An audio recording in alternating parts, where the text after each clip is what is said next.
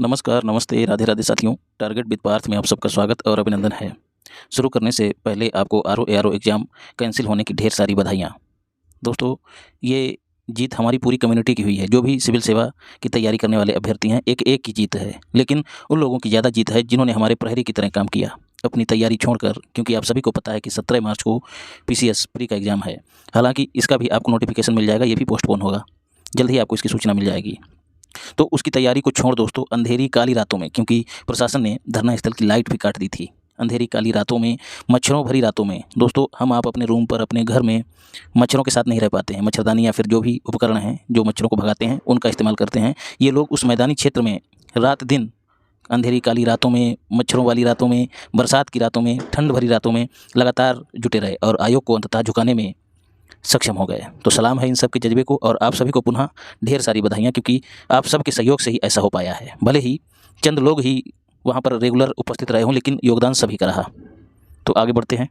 हम लोग स्वच्छता सर्वेक्षण पढ़ चुके थे पिछली वीडियो में, उसका कुछ हिस्सा शेष बचा था, उसको कर लेते हैं। जो लोग नए हैं उनको बता दें कि हम लोग जो घटना चक्र की आँख वाली दृष्टि दोबारा आई है पीसीएस प्री को ध्यान में रखते हुए 2.0 उसको कंप्लीट कर रहे हैं। तो राष्ट्रीय घटनाक्रम को देख रहे हैं, एक वीडियो इससे पहले दे दी गई है। अगला पॉइंट है, महू छावनी दोस्तों कहाँ है? मध्य प्रदेश में है। इसको स्वच्छता सर्वेक्षण में सबसे स्वच्छ छावनी घोषित किया गया है।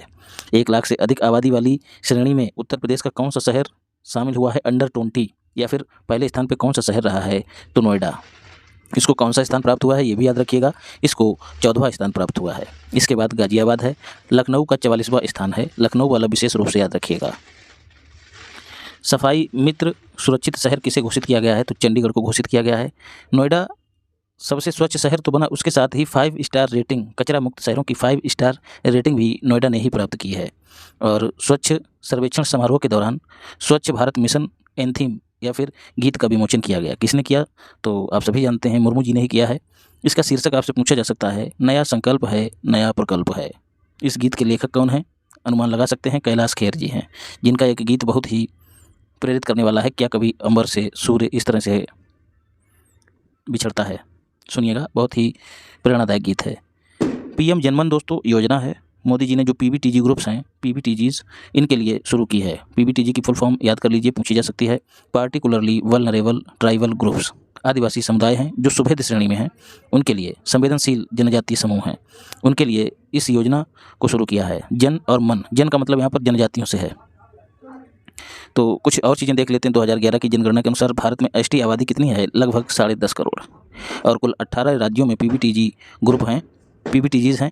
उनकी संख्या कितनी है? 75। तो ये 75 भी याद रखिएगा। और इस योजना में लक्ष्य क्या रखा गया है? अगले 3 वर्षों में पीबीटीजीज का उत्थान किया जाएगा। उनके आवास, उनके पेयजल, उनकी स्वच्छता, उनकी शिक्षा, उनकी स्वास्थ्य, इन सब क्षेत्रों पर काम किया जाएगा ताकि उनका जीवन स्तर जो है सुधर सके।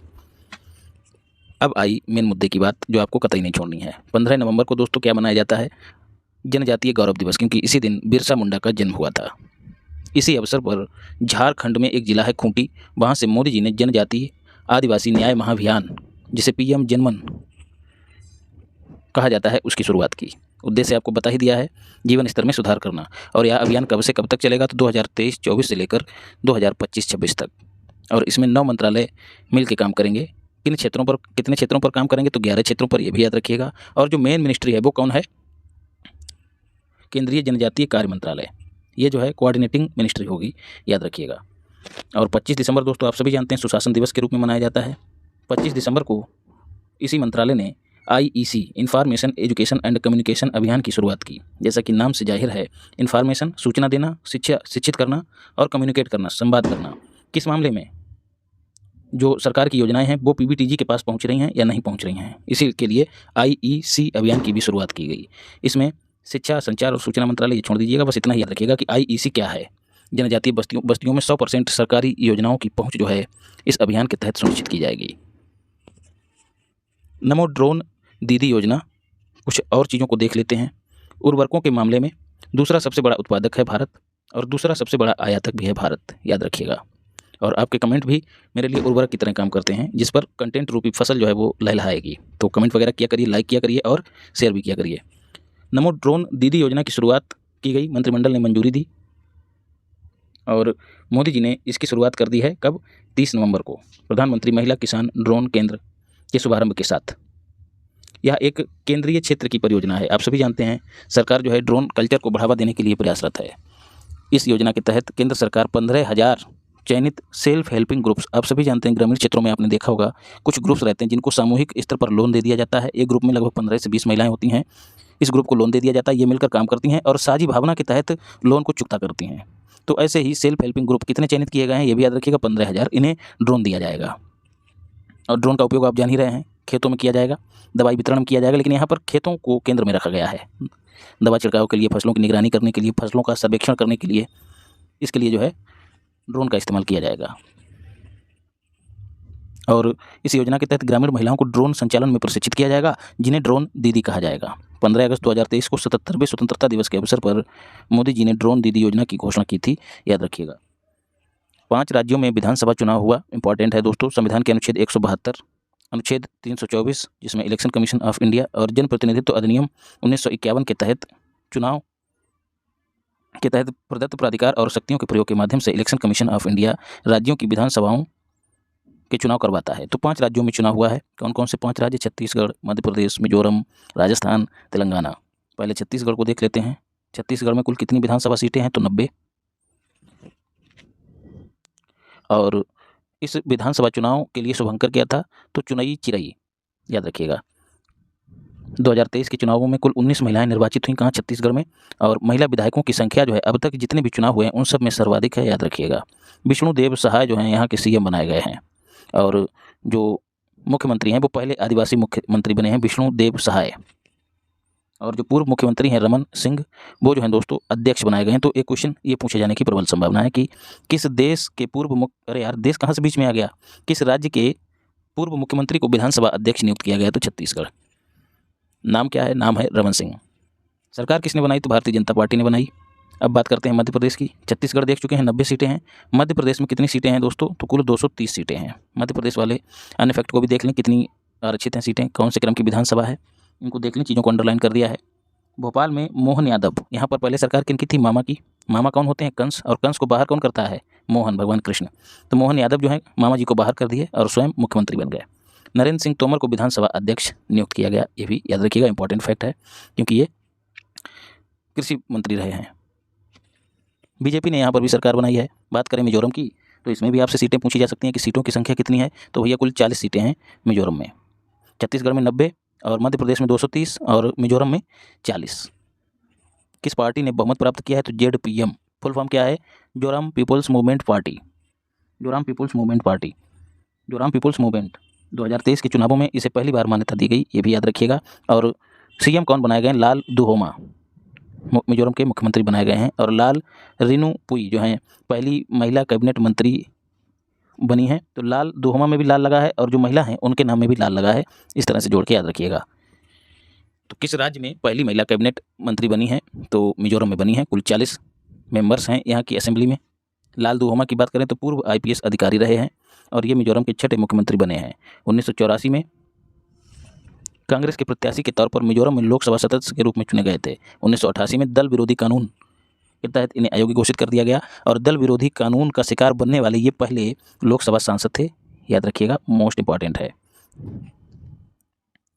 दुहोमा, लाल दुहोमा। राजस्थान की बात करें तो यहाँ सीटों की संख्या है दोस्तों 200, लेकिन चुनाव कितने पे हुआ? 199 पे।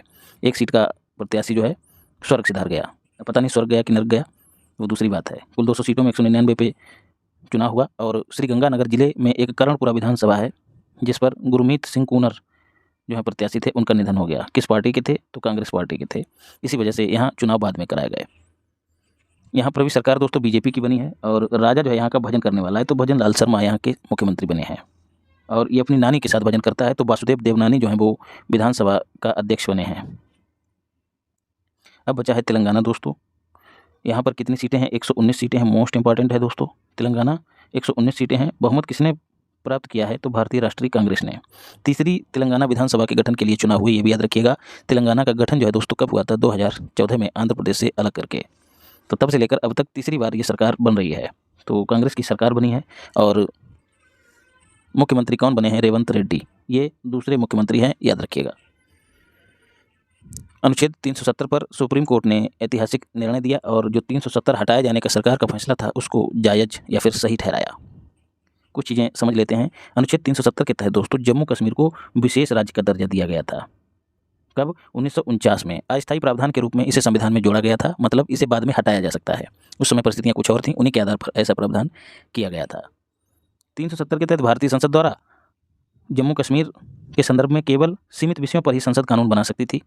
ठीक है, इसी वजह से संविधान वहाँ का अलग हुआ करता था और वहाँ का झंडा तक की अलग हुआ करता था। मतलब संविधान के अधिकांश अनुच्छेद, हमारे संविधान के, पूरे भारत के, वो कश्मीर पर लागू नहीं होते थे। अनुच्छेद 35A अनुच्छेद 370 से ही पैदा हुआ है। 1954 में, 49 में तो 370 आया और 1954 में जम्मू कश्मीर संविधान सभा की सिफारिश पर राष्ट्रपति ने एक आदेश के माध्यम से अनुच्छेद 35A को जो है लागू कर दिया। और अनुच्छेद जो है जम्मू कश्मीर की विधायिका को स्थानीय निवासियों को परिभाषित करने का अधिकार दे देता है। तो जो वहाँ की विधायिका हुआ करती थी, जो विधानसभा हुआ करती थी, वो ये निर्धारित कर देती थी कि जो लोग हैं वहाँ के जम्मू कश्मीर के, उनके क्या अधिकार रहेंगे। जैसे ज़मीन खरीदने के अधिकार, कारोबार करने के अधिकार, नौकरी करने के अधिकार, कौन करेगा कौन नहीं करेगा। तो इसीलिए दोस्तों जो अपने शेष भारत के नागरिक हुआ करते थे वो वहाँ पर ज़मीन या कारोबार नहीं कर सकते थे। तो ऐसे कुछ विशेष प्रावधान थे जो अनुच्छेद 370 और 35A के तहत जम्मू कश्मीर में लागू थे। 2019 में दोस्तों इस विशेष दर्जे को ख़त्म करने की मंजूरी दी गई और 31 अक्टूबर 2019 को ये दर्जा समाप्त होने के बाद 2 पृथक केंद्र शासित प्रदेशों का गठन हो गया, जिसमें से एक जम्मू कश्मीर था और दूसरा लद्दाख था, LDK। और 31 अक्टूबर को दोस्तों राष्ट्रीय एकता दिवस के रूप में मनाया जाता है। सॉरी। अब देखते हैं दोस्तों, जो मेन बात आई है तो हम लोगों ने पृष्ठभूमि देख ली। अब क्या बात है भैया जो ज़रूरी है, जिसे आपको देखना है और याद भी करना है। इस फैसले को लेकर सुप्रीम कोर्ट में याचिका दाखिल की गई और सुप्रीम कोर्ट ने इसकी सुनवाई भी की। 5-0 के फैसले से सरकार के फैसले को सुप्रीम कोर्ट ने सही साबित कर दिया, सही ठहराया, वैध ठहराया। आप सभी जानते हैं जब संवैधानिक महत्व का कोई मुद्दा होता है और उसकी सुनवाई की जाती है तो कम से कम 5 एटलीस्ट 5 जजेस की बेंच जो है इनकी सुनवाई करती है। एक जो जज रहते हैं वो CJI रहते हैं, वही अध्यक्षता करते हैं। जस्टिस DY चंद्रचूड़ शामिल थे, SK कौल, संजीव खन्ना, R गवई और सूर्यकांत। इन 5 को जहन में डाल लीजिएगा। और इस निर्णय को जो है सही ठहराया। अब कुछ चीज़ें जो इन्होंने इस मैगजीन में काट दी हैं पहले वाली में हैं, क्योंकि इन्हें पेजों की संख्या सीमित रखनी थी, उतने ही पैसों में मैगजीन बनानी थी और उतनी ही मोटाई में रखने के लिए इन्होंने ऐसा किया ताकि अभ्यर्थियों को लगे, अभ्यर्थियों पर ज़्यादा लोड ना पड़े। तो पुरानी वाली भी देख लीजिएगा क्योंकि उसमें अतिरिक्त चीज़ें आपको मिल जाएंगी। इसमें इन्होंने जो चीज़ें नई जोड़ी हैं उन नई चीज़ों को जोड़ने के लिए जो कुछ चीज़ों को हटा दिया है। तो यहाँ पर जो एक मेन फैक्ट था उसको मैं लिखे दे रहा हूँ। जम्मू कश्मीर पुनर्गठन एक्ट 2019 वाला है, इसमें संशोधन हो गया। ये पहले वाली वीडियो में है, इसमें नहीं है। और उस संशोधन के बाद विधानसभा की सीटें जो हैं 114 कर दी गई हैं। कुल विधानसभा की सीटें 114 कर दी गई हैं, याद रखिएगा। इन 114 में 24 सीटें पाक ऑक्यूपाइड कश्मीर में रहेंगी और 90 सीटें जम्मू कश्मीर में रहेंगी। इन 90 सीटों में 47 कश्मीर में और 43 जम्मू कश्मीर में। तो कश्मीर में देखो, कश्मीर को जब लिखेंगे तो थोड़ा लंबा हो जाएगा, तो ज़्यादा वाली 47 जो है कश्मीर में है, ठीक है। और 47 के उच्चारण में भी सा आता है और कश्मीर लिखने में भी सा आता है। जम्मू में कितनी है दोस्तों? 43। तो कश्मीर में 47, जम्मू में 43 और 24 पाक ऑक्यूपाइड कश्मीर। तीनों को जोड़ेंगे तो कितनी हो जाएंगी? 114। और दोस्तों इन्हीं 114 में 7 SC के लिए रिजर्व हैं और 19 सीटें जो है वो ST के लिए, 19 नहीं दोस्तों 9 सीटें जो है वो ST के लिए हैं, याद रखिएगा। और न्यायालय ने केंद्र सरकार से कहा है कि जम्मू कश्मीर को राज्य का दर्जा दिया जाए और वहाँ पर सितंबर 2024 तक विधानसभा चुनाव कराए जाएं। तो ये भी याद रखिए, कब तक कराए जाएंगे? 30 सितंबर 2024 तक। मेरा युवा भारत, कुछ पृष्ठभूमि देखते हैं। 15 अगस्त 2022 को भारत की स्वतंत्रता की चौथी वर्षगांठ मनाई गई, 75वीं वर्षगांठ बनाई गई। और इसी 2022 से लेकर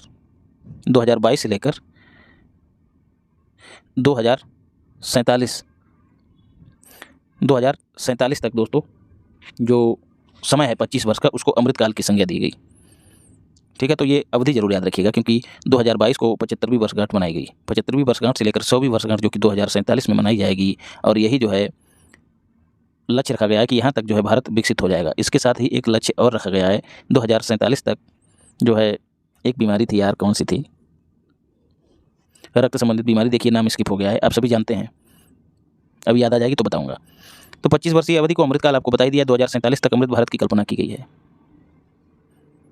रक्त संबंधी विकार देखिए स्किप हो गया है। अब जो मेन पॉइंट है वो याद रखना है, 31 अक्टूबर 2023 को राष्ट्रीय एकता दिवस के रूप में मनाया जाता है। क्यों मनाया जाता है? क्योंकि इसी दिन सरदार वल्लभ भाई पटेल BBP का जन्म हुआ था और उन्होंने रियासतों के एकीकरण में महत्वपूर्ण भूमिका निभाई थी, तो इसीलिए इसको राष्ट्रीय एकता का दिवस कहा जाता है। और मोदी जी ने कर्तव्य पथ पर मेरा युवा भारत या फिर माई भारत मंच का शुभारंभ किया। क्या है दोस्तों? ये एक ऐसा मंच है जिस पर युवा जो है परस्पर संवाद कर सकेंगे, डिजिटल और फिजिकल दोनों लेवल पर। किस मंत्रालय का कार्यक्रम है? तो खेल मंत्रालय का, याद रखिएगा, शिक्षा मंत्रालय का नहीं है। तो माई भारत जो है खेल मंत्रालय का है, याद रखिएगा। युवाओं के लिए एक ही स्थान पर सारी सरकारी, एक संपूर्ण सरकारी मंच के रूप में सेवा देने के लिए माई भारत मंच को शुरू किया गया है। राष्ट्रीय युवा नीति में युवा की परिभाषा दी गई, जिसके अनुसार 15 से 29 वर्ष की आयु का व्यक्ति जो है वो युवा कहा जाएगा, ये भी याद रखिएगा। यह मंच जो है एक फिजिटल मंच है। फिजिटल मतलब फिजिकल, और टल का मतलब है डिजिटल। तो फिजिकली और डिजिटली दोनों लेवल पर युवा जो है परस्पर कम्युनिकेट कर सकेंगे और नए नए आइडियाज़ को इनोवेट करेंगे। आज़ादी के अमृत महोत्सव का समापन दोस्तों 15 नवंबर को जनजातीय गौरव दिवस के रूप में मनाया जाता है। कुछ चीज़ें हैं, पहले देख लेते हैं। 26 दिसंबर को साहिबजादा जोरावर सिंह और साहिबजादा फतेह सिंह दिवस के रूप में की शहादत के उपलक्ष्य में वीर बाल दिवस मनाया जाता है 26 दिसंबर को। तो 15 नवंबर गौरव दिवस, 26 दिसंबर को वीर बाल दिवस और 14 अगस्त को विभाजिका विभीषण स्मृति दिवस के रूप में मनाया जाता है। 31 अक्टूबर 2023 को मोदी जी ने क्या किया है? कर्तव्य पथ पर मेरी माटी मेरा देश अभियान की अमृत कलश यात्रा के समारोह समापन में भाग लिया। ठीक है, मेरी माटी मेरा देश, आप सभी जानते हैं देश के कोने कोने से दिल्ली में मिट्टी लेके जाना था इस यात्रा के तहत, और जिसे इस्तेमाल करके वहाँ पर अमृत वाटिका तैयार करने का लक्ष्य रखा गया था। तो यही था मेरी माटी मेरा देश। जो हमारे सैनिक हैं उनकी शहादत को भी याद करना इसका उद्देश्य था। आज़ादी के अमृत महोत्सव का समापन भी हो गया। कब? 31 अक्टूबर 2023 को, याद रखिएगा। अमृत महोत्सव का समापन, अमृत महोत्सव की शुरुआत कब हुई थी? तो 12 मार्च 2021 को। मोस्ट इंपॉर्टेंट है भैया, कैसे याद रखना है? मार्च में 12 मार्च को क्या हुआ था दोस्तों? 12 मार्च को ही गांधी जी ने दांडी यात्रा की शुरुआत की थी। तो 12 मार्च तो आपको याद होगा इतिहास के तहत। 2021 को कैसे याद रखना है? यही 12 इसको पलट दीजिएगा, 12 का जो 1 और 2 है इसको उल्टा कर दीजिएगा, 2 और 1। तो इस तरह से जोड़ के याद रखिएगा, तो आप कभी भूलेंगे नहीं। बहुत ही महत्वपूर्ण डेट है दोनों। 31 अक्टूबर तो आपको याद ही रहेगी। आज़ादी के अमृत महोत्सव के दौरान उत्कृष्ट प्रदर्शन करने वाले मंत्रालयों को जो है सम्मानित किया गया, जिसमें पहला स्थान जम्मू कश्मीर को प्राप्त हुआ है, दूसरा स्थान गुजरात को और तीसरा स्थान हरियाणा को। पहले राज्यों को सम्मानित किया गया, अब मंत्रालयों की बात करें। जम्मू कश्मीर गुजरात राज्य हो गए। मंत्रालयों में दोस्तों विदेश मंत्रालय पहले स्थान पे, रक्षा मंत्रालय दूसरे स्थान पे और तीसरे स्थान पर शिक्षा और रेल मंत्रालय। तो कुछ याद रहे या ना रहे, लेकिन पहला स्थान जरूर याद रखिएगा। राज्यों में पहला जम्मू कश्मीर, दूसरा गुजरात, दोनों को याद रखिएगा, क्योंकि हो सकता है राज्य पूछ ले या फिर हो सकता है केंद्र शासित प्रदेश पूछ ले। 31 अक्टूबर 2023 को मोदी ने दिल्ली में कर्तव्य पथ पर अमृत महोत्सव स्मारक का शिलान्यास भी किया, याद रखिएगा। तो अमृत महोत्सव चीज़ें ये जब समाप्त हुआ तो इसके लिए एक स्मारक के रूप में वहाँ पर एक शिला भी स्थापित कर दी, याद रखिएगा, जो कि इस बात की याद दिलाएगा कि अमृत महोत्सव जो है हमारे यहाँ आयोजित हुआ था और इस दिन समाप्त हुआ था। मेरी माटी मेरा देश पहले ही आपको बता चुका हूँ। 75 वर्ष पूरे होने के उपलक्ष्य में जो है इसका आयोजन किया गया 9 अगस्त से लेकर 31 अक्टूबर 2023 तक। तो 31 अक्टूबर 2023 तक मेरी माटी मेरा देश अभियान चला और इसी डेट तक दोस्तों क्या हुआ? अमृत महोत्सव को भी मनाया गया। तो दोनों को एक साथ याद रखिएगा।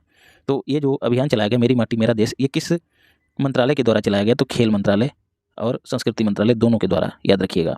वीरों और वीरांगनाओं को श्रद्धांजलि स्वरूप जो है ये समर्पित है, जिन्होंने बलिदान दिया। इस मिट्टी की टैगलाइन आपको याद रखनी है, मिट्टी की नहीं, इस अभियान की टैगलाइन याद रखनी है। क्या है टैगलाइन? मिट्टी को नमन और वीरों को वंदन। नमो भारत ट्रेन की बात करें तो भारत की पहली रैपिड रेल सेवा की शुरुआत हो गई है। रैपिड रेल सेवा, RRTS भी इसको कहते हैं, रीजनल रैपिड ट्रांजिट सेवा, क्षेत्रीय रैपिड ट्रांजिट प्रणाली। तो रैपिड आप सभी जानते हैं तेजी को इंगित करता है, कोई चीज़ तेज़ी से दौड़ती है, जाती है, तेज़ गति करती है, उसको रैपिड बोलते हैं। तो क्षेत्रीय रैपिड ट्रांजिट प्रणाली है, सिस्टम है, जिसमें क्या होता है दोस्तों? ट्रेन को 2 क्षेत्रों को कनेक्ट कराने के लिए चलाया जाएगा। आमतौर पे हम सभी देखते हैं ट्रेनें जो है लंबे रूट के लिए चलती हैं, बड़ी बड़ी लाइनें बिछाई जाती हैं, लेकिन जो बड़े बड़े शहर हैं दोस्तों उनमें ट्रैफिक की समस्या ज़्यादा हो जाती है। और आप जान ही रहे हैं शहर में मेट्रो की भी व्यवस्था रहती है, तो मेट्रो भी दोस्तों पूरे शहर को कवर नहीं कर पाती है, तो मेट्रो भी पर्याप्त नहीं हो पाती है। वहीं यदि 2 महानगर पास पास हैं, जैसे मेरठ हो गया, गाजियाबाद हो गया या दिल्ली हो गया, तो इनमें देखिए और ज़्यादा संकट। तो इसी संकट, यातायात के संकट को, क्योंकि लोगों की संख्या ज़्यादा है, मेरठ से दिल्ली भी पहुंचना है, गाजियाबाद भी पहुंचना है, तो इन्हीं की समस्या के समाधान के लिए 2 महानगरों को, जिनमें संख्या बहुत ज़्यादा है, जनसंख्या, जोड़ने के लिए, परिवहन के माध्यम से जोड़ने के लिए, सस्ता, सुलभ और तेज परिवहन जो है सुनिश्चित करने के लिए इसकी शुरुआत की गई। उम्मीद करता हूँ आप लोग समझ गए होंगे। और ऐसे कुल 8 गलियारों की सिफारिश की गई है, जिनमें से एक हो गया दिल्ली गाजियाबाद मेरठ, जिसके पहले हिस्से का उद्घाटन मोदी जी ने कर दिया। ये कुल 17 किलोमीटर का था ये हिस्सा, एक हिस्सा। पूरे की लंबाई अभी हम आगे देख लेंगे, 82 पॉइंट समथिंग है। उसके एक हिस्से का उद्घाटन मोदी जी ने कर दिया और इस पर जो ट्रेन चली उसी को नाम दिया गया नमो ट्रेन। साहिबाबाद से दोहाई डिपो को जोड़ेगी 17 किलोमीटर की लाइन। इसकी लंबाई 82.15 किलोमीटर है, ये भी याद रखिएगा। और ये जो ट्रेन चलेगी नमो ट्रेन वो 180 किलोमीटर प्रति घंटा की रफ्तार से चलेगी। अब गांगे डॉल्फिन की बात करते हैं। उत्तर प्रदेश का जलीय जीव घोषित कर दिया गया। इसका वैज्ञानिक नाम आपको याद रखना है, गांगे मतलब गंगेटिका, ठीक है, इसी से याद रखिएगा। प्लेट निस्टा गंगेटिका इसका वैज्ञानिक नाम है। भारत में पहले तो गंगे डॉल्फिन को देखते हैं। ये मीठे पानी का जीव है दोस्तों। 4 डॉल्फिन प्रजातियों में से एक है जो कि मीठे पानी में पाई जाती हैं। कौन कौन सी 4 प्रजातियां हैं? एक तो चीन में है दोस्तों, यांगजी नदी में पाई जाती है, उसका नाम क्या है? वैजी। और एक सिंधु नदी में पाई जाती है, उसका नाम क्या है? वुलन। और एक जो है दोस्तों अमेजन नदी में पाई जाती है, जिसका नाम है बोटो। तो कुछ याद रहे या ना रहे, वैजी और वुलन को जरूर याद रखिएगा। 2006 में इसी वैजी डॉल्फिन को जो है, जो कि यांगजी नदी में पाई जाती है, इसको चीन ने विलुप्त घोषित कर दिया। गंगा नदी की डॉल्फिन को टाइगर ऑफ द गंगा कहा जाता है। और ये डॉल्फिन जो है दोस्तों अल्ट्रासोनिक ध्वनि तरंगें उत्सर्जित करती हैं, जिनके माध्यम से ये अपने रास्ते का अनुमान लगाती हैं। अल्ट्रासोनिक हैं ये। तो इससे मतलब क्या है, उनको आंखों से दिखाई नहीं देता है। एक बात और, ये जो डॉल्फिन होती है गंगा डॉल्फिन, ये स्तनधारी है और अंधी होती है। तो अपने टारगेट को कैसे देखती है? अल्ट्रासोनिक वेव्स के माध्यम से, अल्ट्रासाउंड वेव्स के माध्यम से। जैसे रडार काम करता है ठीक वैसे ही। उत्तर प्रदेश सरकार ने इसे जलीय जीव के रूप में मान्यता दे दी, आपको पहले ही बता चुका हूँ। 2010 में इसको राष्ट्रीय जलीय जीव घोषित किया गया था, ठीक है, अधिसूचित किया गया। 2009 में घोषणा हुई थी और 2008 में दोस्तों गंगा को राष्ट्रीय नदी के रूप में घोषित किया गया था, अधिसूचित किया गया था। तो 8 में गंगा राष्ट्रीय नदी बनी, 9 में गंगा डॉल्फिन वो राष्ट्रीय जीव बनी। और अब यूपी में भी जलीय जीव घोषित कर दी गई है। पंजाब में दोस्तों जो सिंधु नदी की डॉल्फिन है, जो कि भूलन कही जाती है, वो राज्य का जलीय पशु है। पशु क्यों कह रहे हैं? क्योंकि ये स्तनधारी है। ऐसे ही असम ने भी इसको अपना राजकीय जलीय पशु कहा है, याद रखिएगा। किसको? गंगा नदी की डॉल्फिन को। उत्तर प्रदेश की राज्य मछली का नाम क्या है दोस्तों? चितला, मोस्ट इंपॉर्टेंट है। ऐसे ही बिहार की भी एक राज्य मछली है, उसका नाम क्या है? मांगुर, देसी मांगुर। तो चितला और मांगुर। IUCN की रेड लिस्ट में जो गंगे डॉल्फिन है, इसको इंडेंजर्ड की श्रेणी में, संकटग्रस्त की श्रेणी में वर्गीकृत किया गया है। इसके साथ ही वन्य जीव संरक्षण अधिनियम 1972 की शेड्यूल 1 में भी शामिल किया गया है। और सिटीज ने भी इसे सूचीबद्ध किया है। सिटीज आप सभी जानते हैं, इसकी फुल फॉर्म देख लीजिए, convention on international trade in endangered species of wild fauna and flora. तो अंतर्राष्ट्रीय स्तर पर जो पौधे हैं, जो जंतु हैं, उनके व्यापार को रोकने के लिए सिटीज का गठन किया गया था। अब एक और मछली को देख लेते हैं, घोल मछली, क्यों चर्चा में है? क्योंकि 21 नवंबर को वर्ल्ड फिशरीज डे, विश्व मत्स्यिकी दिवस के रूप में मनाया जाता है। इस अवसर पर जो गुजरात सरकार है, उसने घोल मछली को अपनी राज्य मछली का दर्जा दिया है, याद रखिएगा। घोल मछली जो है बहुत ही महंगी बिकती है, इसीलिए इसको गोल्ड मछली भी कहा जाता है। तो गोल्ड और घोल दोनों को उच्चारण करने में कुछ अलग से ज़्यादा एफर्ट नहीं करना पड़ता है। गा और घा का संबंध है, डा हटा दीजिएगा, गोल और घोल, इस तरह से आपको याद रहेगा। दोस्तों गांगे डॉल्फिन जो है दोस्तों, वो कुछ महत्वपूर्ण आवास जो कि गंगा किनारे हैं उनमें निवास करती है और इनको जो संरक्षित कर दिया गया है। जैसे विक्रमशिला डॉल्फिन अभयारण्य कहाँ है? बिहार में।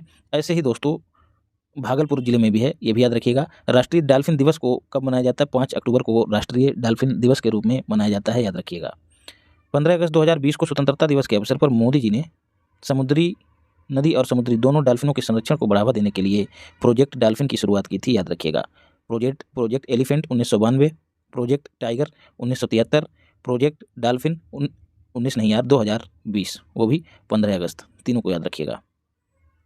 आयुर्वेद ज्ञान नैपुण्य पहल, केंद्रीय आयुर्वेदीय विज्ञान अनुसंधान परिषद ने जो है इसको लॉन्च किया है, आयुर्वेद ज्ञान नैपुण्य पहल। इसका उद्देश्य क्या है? जो चिकित्सक हैं उनको आयुर्वेद की ओर प्रोत्साहित किस तरह से किया जाए और आयुर्वेद में कैसे इनोवेशन को बढ़ावा दिया जाए, इस सब काम के लिए जो है केंद्रीय आयुर्वेदीय विज्ञान अनुसंधान परिषद ने नैपुण्य पहल की शुरुआत की है। तो याद रखिएगा, नैपुण्य पहल पूछ लिया जाएगा और विकल्प में दे दिया जाएगा कि देश के विद्यालयों में जो छात्र पढ़ रहे हैं उनको निपुण बनाना भी इसका उद्देश्य है। नहीं दोस्तों, ये आयुर्वेद से जुड़ी हुई परियोजना है और आयुर्वेद में इनोवेशन, नवाचार से संबंधित योजना है, याद रखिएगा नैपुण्य पहल। भारतीय भेषज संहिता आयोग की बात करें तो भारत जो है दोस्तों PDG का सदस्य बन गया है। पीडीजी। पीडीजी मतलब फार्माकोपियल डिस्कशन ग्रुप। पहले तो भारतीय भेषज संहिता को समझते हैं। इंडियन फार्माकोपिया जिसको कहा जाता है, इंडियन फार्माकोपिया जो है, जैसे संहिता पिनल कोड होती है दोस्तों, ठीक वैसे ही एक किताब है जिसके आधार पर दवाओं को सर्टिफिकेट दिया जाता है, कौन सी सही है कौन सी गलत है। तो स्वास्थ्य और परिवार कल्याण मंत्रालय की ओर से भारतीय भेषज संहिता आयोग जो है दोस्तों, वो इस इंडियन फार्माकोपिया जो किताब है या फिर भारतीय भेषज संहिता है, इसको प्रकाशित करता है। भारतीय भेषज संहिता भारत में निर्मित दवाओं के विपणन और उनके उत्पादन का भी नियमन करती है। तो भारतीय भेषज संहिता क्या है? एक आधिकारिक पुस्तक है, बस इतना याद रखिएगा। इंडियन फार्माकोपिया अब जो है दोस्तों चर्चा में क्यों रही है ये इंडियन फार्माकोपिया? क्योंकि भारत जो है फार्माकोपियल डिस्कशन ग्रुप एक ग्रुप है दोस्तों, जो विभिन्न देशों की भेषज संहिताओं का ग्रुप है, जो परस्पर बातचीत करते हैं और एक दूसरे के अनुभव शेयर करते हैं। तो भारत भी इस ग्रुप में शामिल हो गया, तो क्या होगा? भारत भी अमेरिका जैसे देशों से सीखेगा, अमेरिका कुछ भारत से सीखेगा। तो भारत इस ग्रुप का सदस्य बन गया। किसका? पीडीजी का, फार्माकोपियल डिस्कशन ग्रुप। इसकी वार्षिक बैठक का आयोजन कहाँ हुआ? हैदराबाद में। वहीं पर यह फैसला लिया गया। तो यह पहला मौका है जब अमेरिका, यूरोप और जापान के बाहर पीडीजी का आयोजन हुआ, फार्माकोपियल डिस्कशन ग्रुप का। भारतीय भेषज संहिता आयोग को पीडीजी के स्थायी सदस्य के रूप में शामिल कर लिया गया, याद रखिएगा। समक्का और सरक्का केंद्रीय जनजातीय विश्वविद्यालय के बारे में हम लोग पढ़ेंगे। कुछ और चीज़ें देख लेते हैं। समक्का और सरक्का एक कुंभ मेला के बाद दूसरा सबसे बड़ा विशाल मेला है जो कि भारत में आयोजित होता है। एशिया का सबसे बड़ा जनजातीय मेला है, ये भी याद रखिएगा। कोया जनजाति जो कि दक्षिण भारत की ही है, तेलंगाना में, वो इसको आयोजित कराती है। ये द्विवार्षिक मेला है। तो इसका आयोजन कहाँ होता है? समक्का सरक्का मेला का मुलुगु में। तो मुलुगु में ही दोस्तों समक्का सरक्का केंद्रीय जनजातीय विश्वविद्यालय की स्थापना का निर्णय लिया है। समक्का और सरक्का की बात करें या फिर सरलम्मा की बात करें तो ये दोनों माँ और बेटी हैं। दोनों ने ही दोस्तों जो उस समय शासक हुआ करते थे इनके समय में, तो वो मनमाना कर लगाया करते थे। कौन से शासक? काकतीय वंशों के शासक, काकतीय वंश के शासक। तो उनके खिलाफ आवाज़ उठाई, लोगों को एकजुट किया और आंदोलन किया और विद्रोह किया। तो उसी अवसर पर तेलंगाना सरकार जो है इसको राज्य उत्सव के तौर पे मनाती है, स्टेट फेस्टिवल। तो उम्मीद करता हूँ आप समक्का सरक्का समझ गए होंगे। और केंद्रीय विश्वविद्यालय विधेयक जो है वो अब अधिनियम बन गया है, जिसके तहत अब मुलुगु में, तेलंगाना के मुलुगु में केंद्रीय जनजातीय विश्वविद्यालय स्थापित किया जाएगा। तो कुछ याद रहे या ना रहे, इतना जरूर याद रखिए। कहाँ स्थापित किया जाएगा? तेलंगाना में। तेलंगाना में कहाँ? मुलुगु जिले में। Travel for life. लाइफ क्या है दोस्तों? लाइफ का मतलब होता है लाइफ स्टाइल फॉर एनवायरनमेंट। इसकी घोषणा मोदी जी ने 2021 में की थी। कहाँ? ग्लासगो में, जब COP26 का आयोजन हुआ था। उस समय मोदी जी ने लाइफ स्टाइल फॉर एनवायरनमेंट, ऐसा जीवन जीने के लिए लोगों को प्रेरित करने के लिए एक मिशन का आह्वान किया था जो पर्यावरण संरक्षण को बढ़ावा दे। और एकता नगर गुजरात से स्टैचू ऑफ यूनिटी से 2022 में लाइफ की औपचारिक शुरुआत हो गई, जिसका उद्देश्य 2028 तक 80% गांवों और शहरों को जो है पर्यावरण अनुकूल बनाना है। कैसे? पर्यावरण अनुकूल जीवन शैली अपनाकर। अभी क्यों चर्चा में रहा है दोस्तों? तो पर्यटन मंत्रालय ने क्या किया है? विश्व पर्यटन दिवस कब मनाया जाता है? 27 सितंबर को मनाया जाता है। 27 सितंबर को अवसर पर भारत मंडपम में ट्रैवल फॉर लाइफ कार्यक्रम को वैश्विक रूप से लॉन्च किया। 2022 में स्टैचू ऑफ यूनिटी से इसकी शुरुआत हुई थी भारत में, लेकिन विश्व पर्यटन दिवस के अवसर पर इसकी शुरुआत 27 सितंबर को कहाँ से? भारत मंडपम से की गई, वर्ल्ड लेवल पर। ट्रैवल फॉर लाइफ क्या है? लाइफ के अंतर्गत पर्यटन क्षेत्र के लिए एक क्षेत्रीय कार्यक्रम है। ठीक है, एक तरह से स्थायी पर्यटन को बढ़ावा देना इसका उद्देश्य है। Travel for life. लाइफ क्या है दोस्तों? पर्यावरण के अनुकूल जीवन जीने की एक शैली है। तो ट्रैवल मतलब ट्रैवल करो लाइफ के लिए, पर्यावरण अनुकूल जीवन शैली अपनाने के लिए आपको ट्रैवल करने की जरूरत है। यह मिशन है जिसके तहत स्थानीय पर्यटन को भी बढ़ावा दिया जाएगा। लाइफ के अंतर्गत चिन्हित किए गए कितने केंद्रीय विषय हैं? तो 8। इसमें ऊर्जा की बचत, जल की बचत, सिंगल यूज प्लास्टिक का बहिष्कार, रिड्यूस वेस्ट और एम्पावर लोकल कम्युनिटीज और कल्चर एंड हेरिटेज को सम्मान देना और लोकल फूड्स। तो कुल ऐसे 8 केंद्रीय विषय हैं जो पर्यावरण अनुकूल जीवन शैली के तहत पर्यावरण संरक्षण को बढ़ावा दे सकते हैं। सर्वश्रेष्ठ पर्यटन ग्राम प्रतियोगिता आयोजित कौन कराता है? तो पर्यटन मंत्रालय इसको आयोजित कराता है। 27 सितंबर को पर्यटन दिवस के मौके पर सर्वश्रेष्ठ पर्यटन गांव के पुरस्कारों की घोषणा की गई, जिसमें जम्मू कश्मीर के दावर गांव को पहला स्थान प्राप्त हुआ है, याद रखिएगा। अब देखते हैं भारत ऑर्गेनिक्स ब्रांड। जैसा कि नाम से जाहिर है, ऑर्गेनिक्स ब्रांड, जैविक उत्पाद की बात हो रही है, जैविक उत्पाद के ब्रांड की बात हो रही है। 2023 को मोदी जी के नेतृत्व में कैबिनेट ने राष्ट्रीय सहकारी ऑर्गेनिक्स लिमिटेड के गठन को मंजूरी दी, जिसका उद्देश्य क्या है? भारत को जैविक उत्पादों के मामले में विश्व में अग्रणी बनाना। नेशनल कोऑपरेटिव ऑर्गेनिक्स लिमिटेड, नकोल, इसका मुख्यालय दोस्तों कहाँ है? आणंद में, गुजरात। तो नकोल का गठन हो गया है किसके लिए? भारत को जैविक उत्पादों में विश्व में अग्रणी बनाने के लिए। अभी चर्चा में क्यों दोस्तों? नवंबर 2023 में सहकारिता के माध्यम से नकोल ने जैविक उत्पादों को बढ़ावा देना नामक थीम पर एक संगोष्ठी का आयोजन किया। किसने? नकोल ने। नकोल। तो इसमें जो है इस अवसर पर अमित शाह जो कि सहकारिता मंत्री हैं, उन्होंने भारत ऑर्गेनिक्स ब्रांड से 6 उत्पादों को लॉन्च किया, जिसमें भारत आटा, भारत चावल शामिल हैं, भारत दाल भी शामिल है। तो ये ऑर्गेनिक प्रोडक्ट्स हैं, याद रखिएगा। एकात्मकता की मूर्ति दोस्तों, आदि शंकराचार्य के नाम से 8वीं शताब्दी। आदि शंकर को दोस्तों आदि शंकराचार्य के रूप में जाना जाता है। पहले इनके बारे में कुछ जान लेते हैं। 8वीं सदी के ये वैदिक विद्वान थे। इनका दर्शन अद्वैतवाद कहा जाता है, ये खूब पूछा जाता है। और इनका जन्म हुआ था केरल में, और इन्होंने भारत में 4 मठों की स्थापना की, और इन्हीं मठों में शंकराचार्यों की नियुक्ति की जाती है, जो कि 4 ही हैं। अभी आपने राम मंदिर प्राण प्रतिष्ठा के दौरान इनको खूब सुना होगा। तो ये 4 मठ कहाँ हैं? श्रृंगेरी, पुरी, द्वारका, बद्रीनाथ। अभी क्यों चर्चा में है दोस्तों? क्योंकि मुख्यमंत्री शिवराज सिंह चौहान ने स्टैचू ऑफ वननेस, आप सभी जानते हैं अद्वैतवाद की बात हो रही है, अद्वैत मतलब वननेस, स्टैचू ऑफ वननेस का अनावरण किया। कहाँ? मध्य प्रदेश के ओंकारेश्वर में। और इसी अवसर पर एक और समारोह का शंकर बतरणम नामक एक समारोह था, उसी में ओंकारेश्वर में इस मूर्ति का अनावरण मामा ने किया, याद रखिएगा। तो ये शंकर बतरणम जो है मध्य प्रदेश वाले विशेष रूप से याद रखें, बाकी लोग छोड़ भी सकते हैं। और इसी अवसर पर जो है अद्वैत लोक संग्रहालय का शिलान्यास भी किया गया। और ये प्रतिमा खंडवा जिले में ओंकारेश्वर में मानधाता पर्वत पर स्थापित है। इसकी हाइट कितनी है? तो 108 फीट। और उनको चलने की मुद्रा में दर्शाया गया है। यह प्रतिमा ब्रॉन्ज से निर्मित है, कांसे से निर्मित है, जिसमें तांबा, सीसा, टिन शामिल हैं। तो लंबाई याद रखिएगा 108 फीट, ऊंचाई 108 फीट है। स्टैचू ऑफ यूनिटी गुजरात में है, खूब जानते हैं आप। तिरुवल्लुवर की प्रतिमा कहाँ है? तमिलनाडु में। गोमतेश्वर की प्रतिमा कर्नाटक में है। भगवान मुरुगन की प्रतिमा भी तमिलनाडु में है। आप सभी जानते हैं कि मुरुगन दक्षिण भारत का देवता है। अब बात करते हैं स्टैचू ऑफ इक्वलिटी की। तो स्टैचू ऑफ वननेस हम अभी देखे हैं। स्टैचू ऑफ इक्वलिटी की बात करें तो मैरीलैंड अमेरिका में बाबा साहब अम्बेडकर की 19 फीट की प्रतिमा का अनावरण किया गया, जिसे स्टैचू ऑफ इक्वलिटी नाम दिया गया। और स्टैचू ऑफ जस्टिस का आंध्र प्रदेश में अनावरण किया गया, इसको हम लोग आगे पढ़ेंगे। तो स्टैचू ऑफ इक्वलिटी कहाँ है? मैरीलैंड अमेरिका में। स्टैचू ऑफ जस्टिस कहाँ है? आंध्र प्रदेश में। स्टैचू ऑफ यूनिटी आप सभी जानते हैं, सरदार वल्लभ भाई पटेल की प्रतिमा है।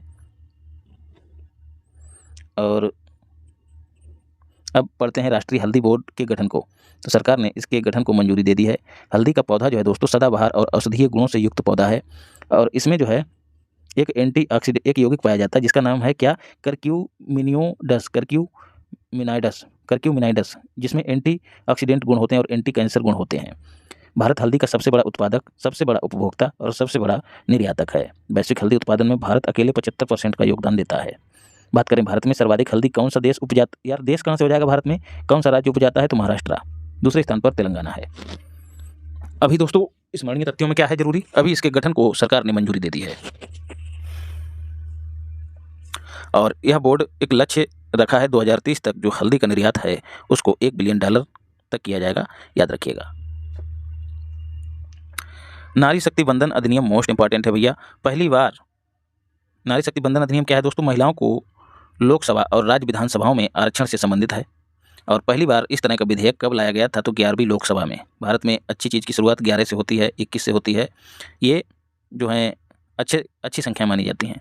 तो 11वीं लोकसभा के दौरान जो है पहली बार इस तरह का विधेयक लाया गया था लोकसभा में। उस समय प्रधानमंत्री कौन थे? HD देवगौड़ा।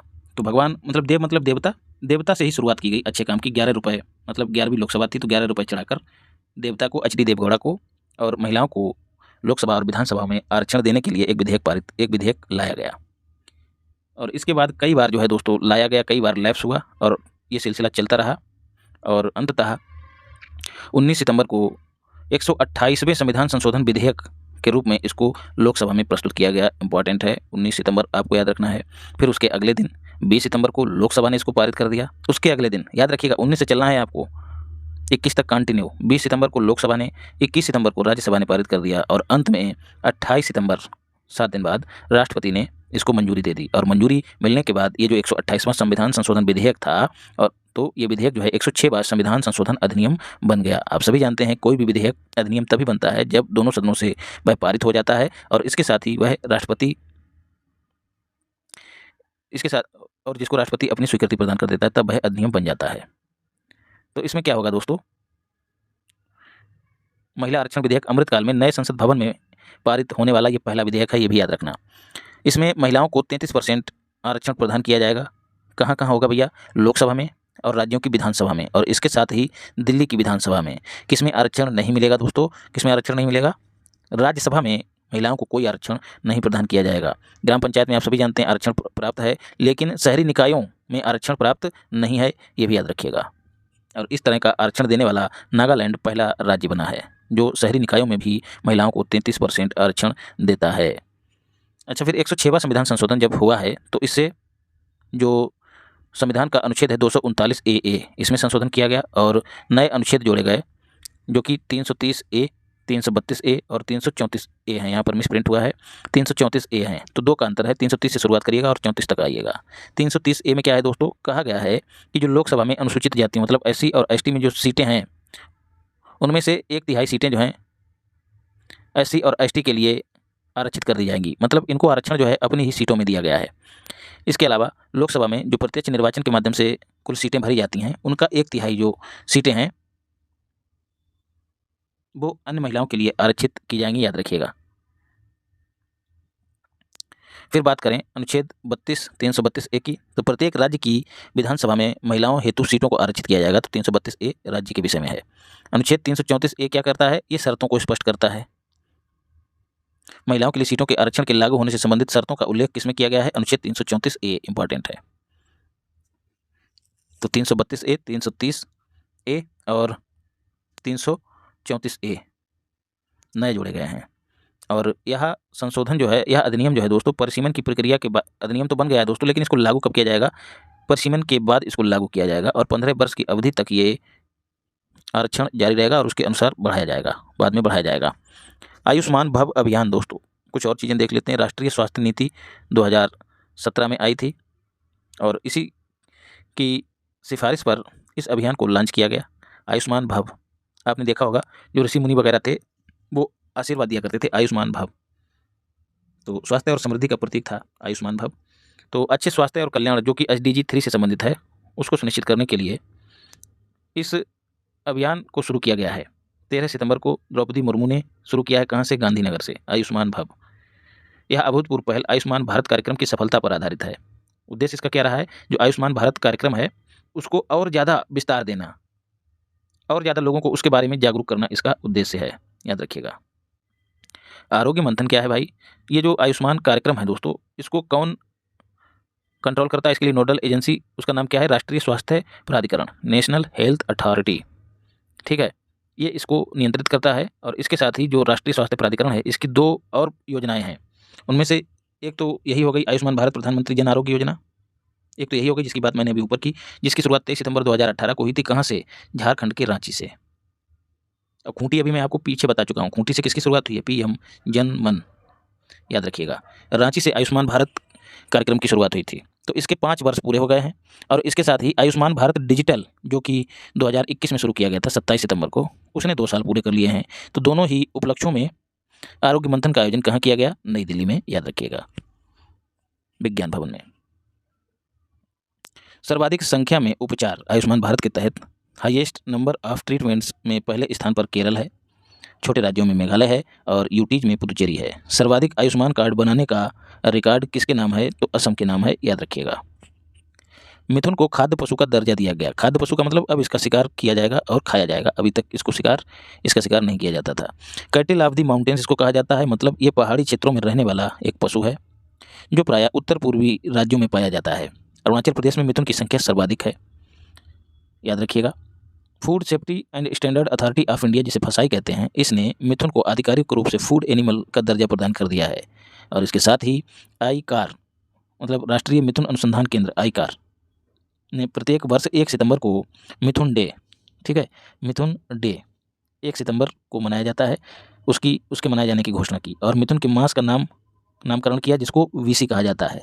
तो मिथुन डे 1 सितंबर और VC क्या है? मिथुन का नाम, याद रखिएगा। सांची दोस्तों आप सभी जानते हैं मध्य प्रदेश के रायसेन जिले में स्थित एक शहर है सांची, जो कि अशोक के स्तूप के लिए जाना जाता है। वह भारत का पहला सौर शहर बन गया है, याद रखिएगा। 1989 में सांची को वर्ल्ड हेरिटेज लिस्ट में, जो कि यूनेस्को की रहती है, उसमें शामिल किया गया। भारत का प्रथम सौर शहर बना है। इसका लोकार्पण शिवराज जी ने किया और इस अवसर पर सांची को नेट जीरो उत्सर्जन शहर बनाने के लिए एमपी सरकार और जो उत्तर प्रदेश का आईआईटी कानपुर है, दोनों के बीच समझौता हुआ।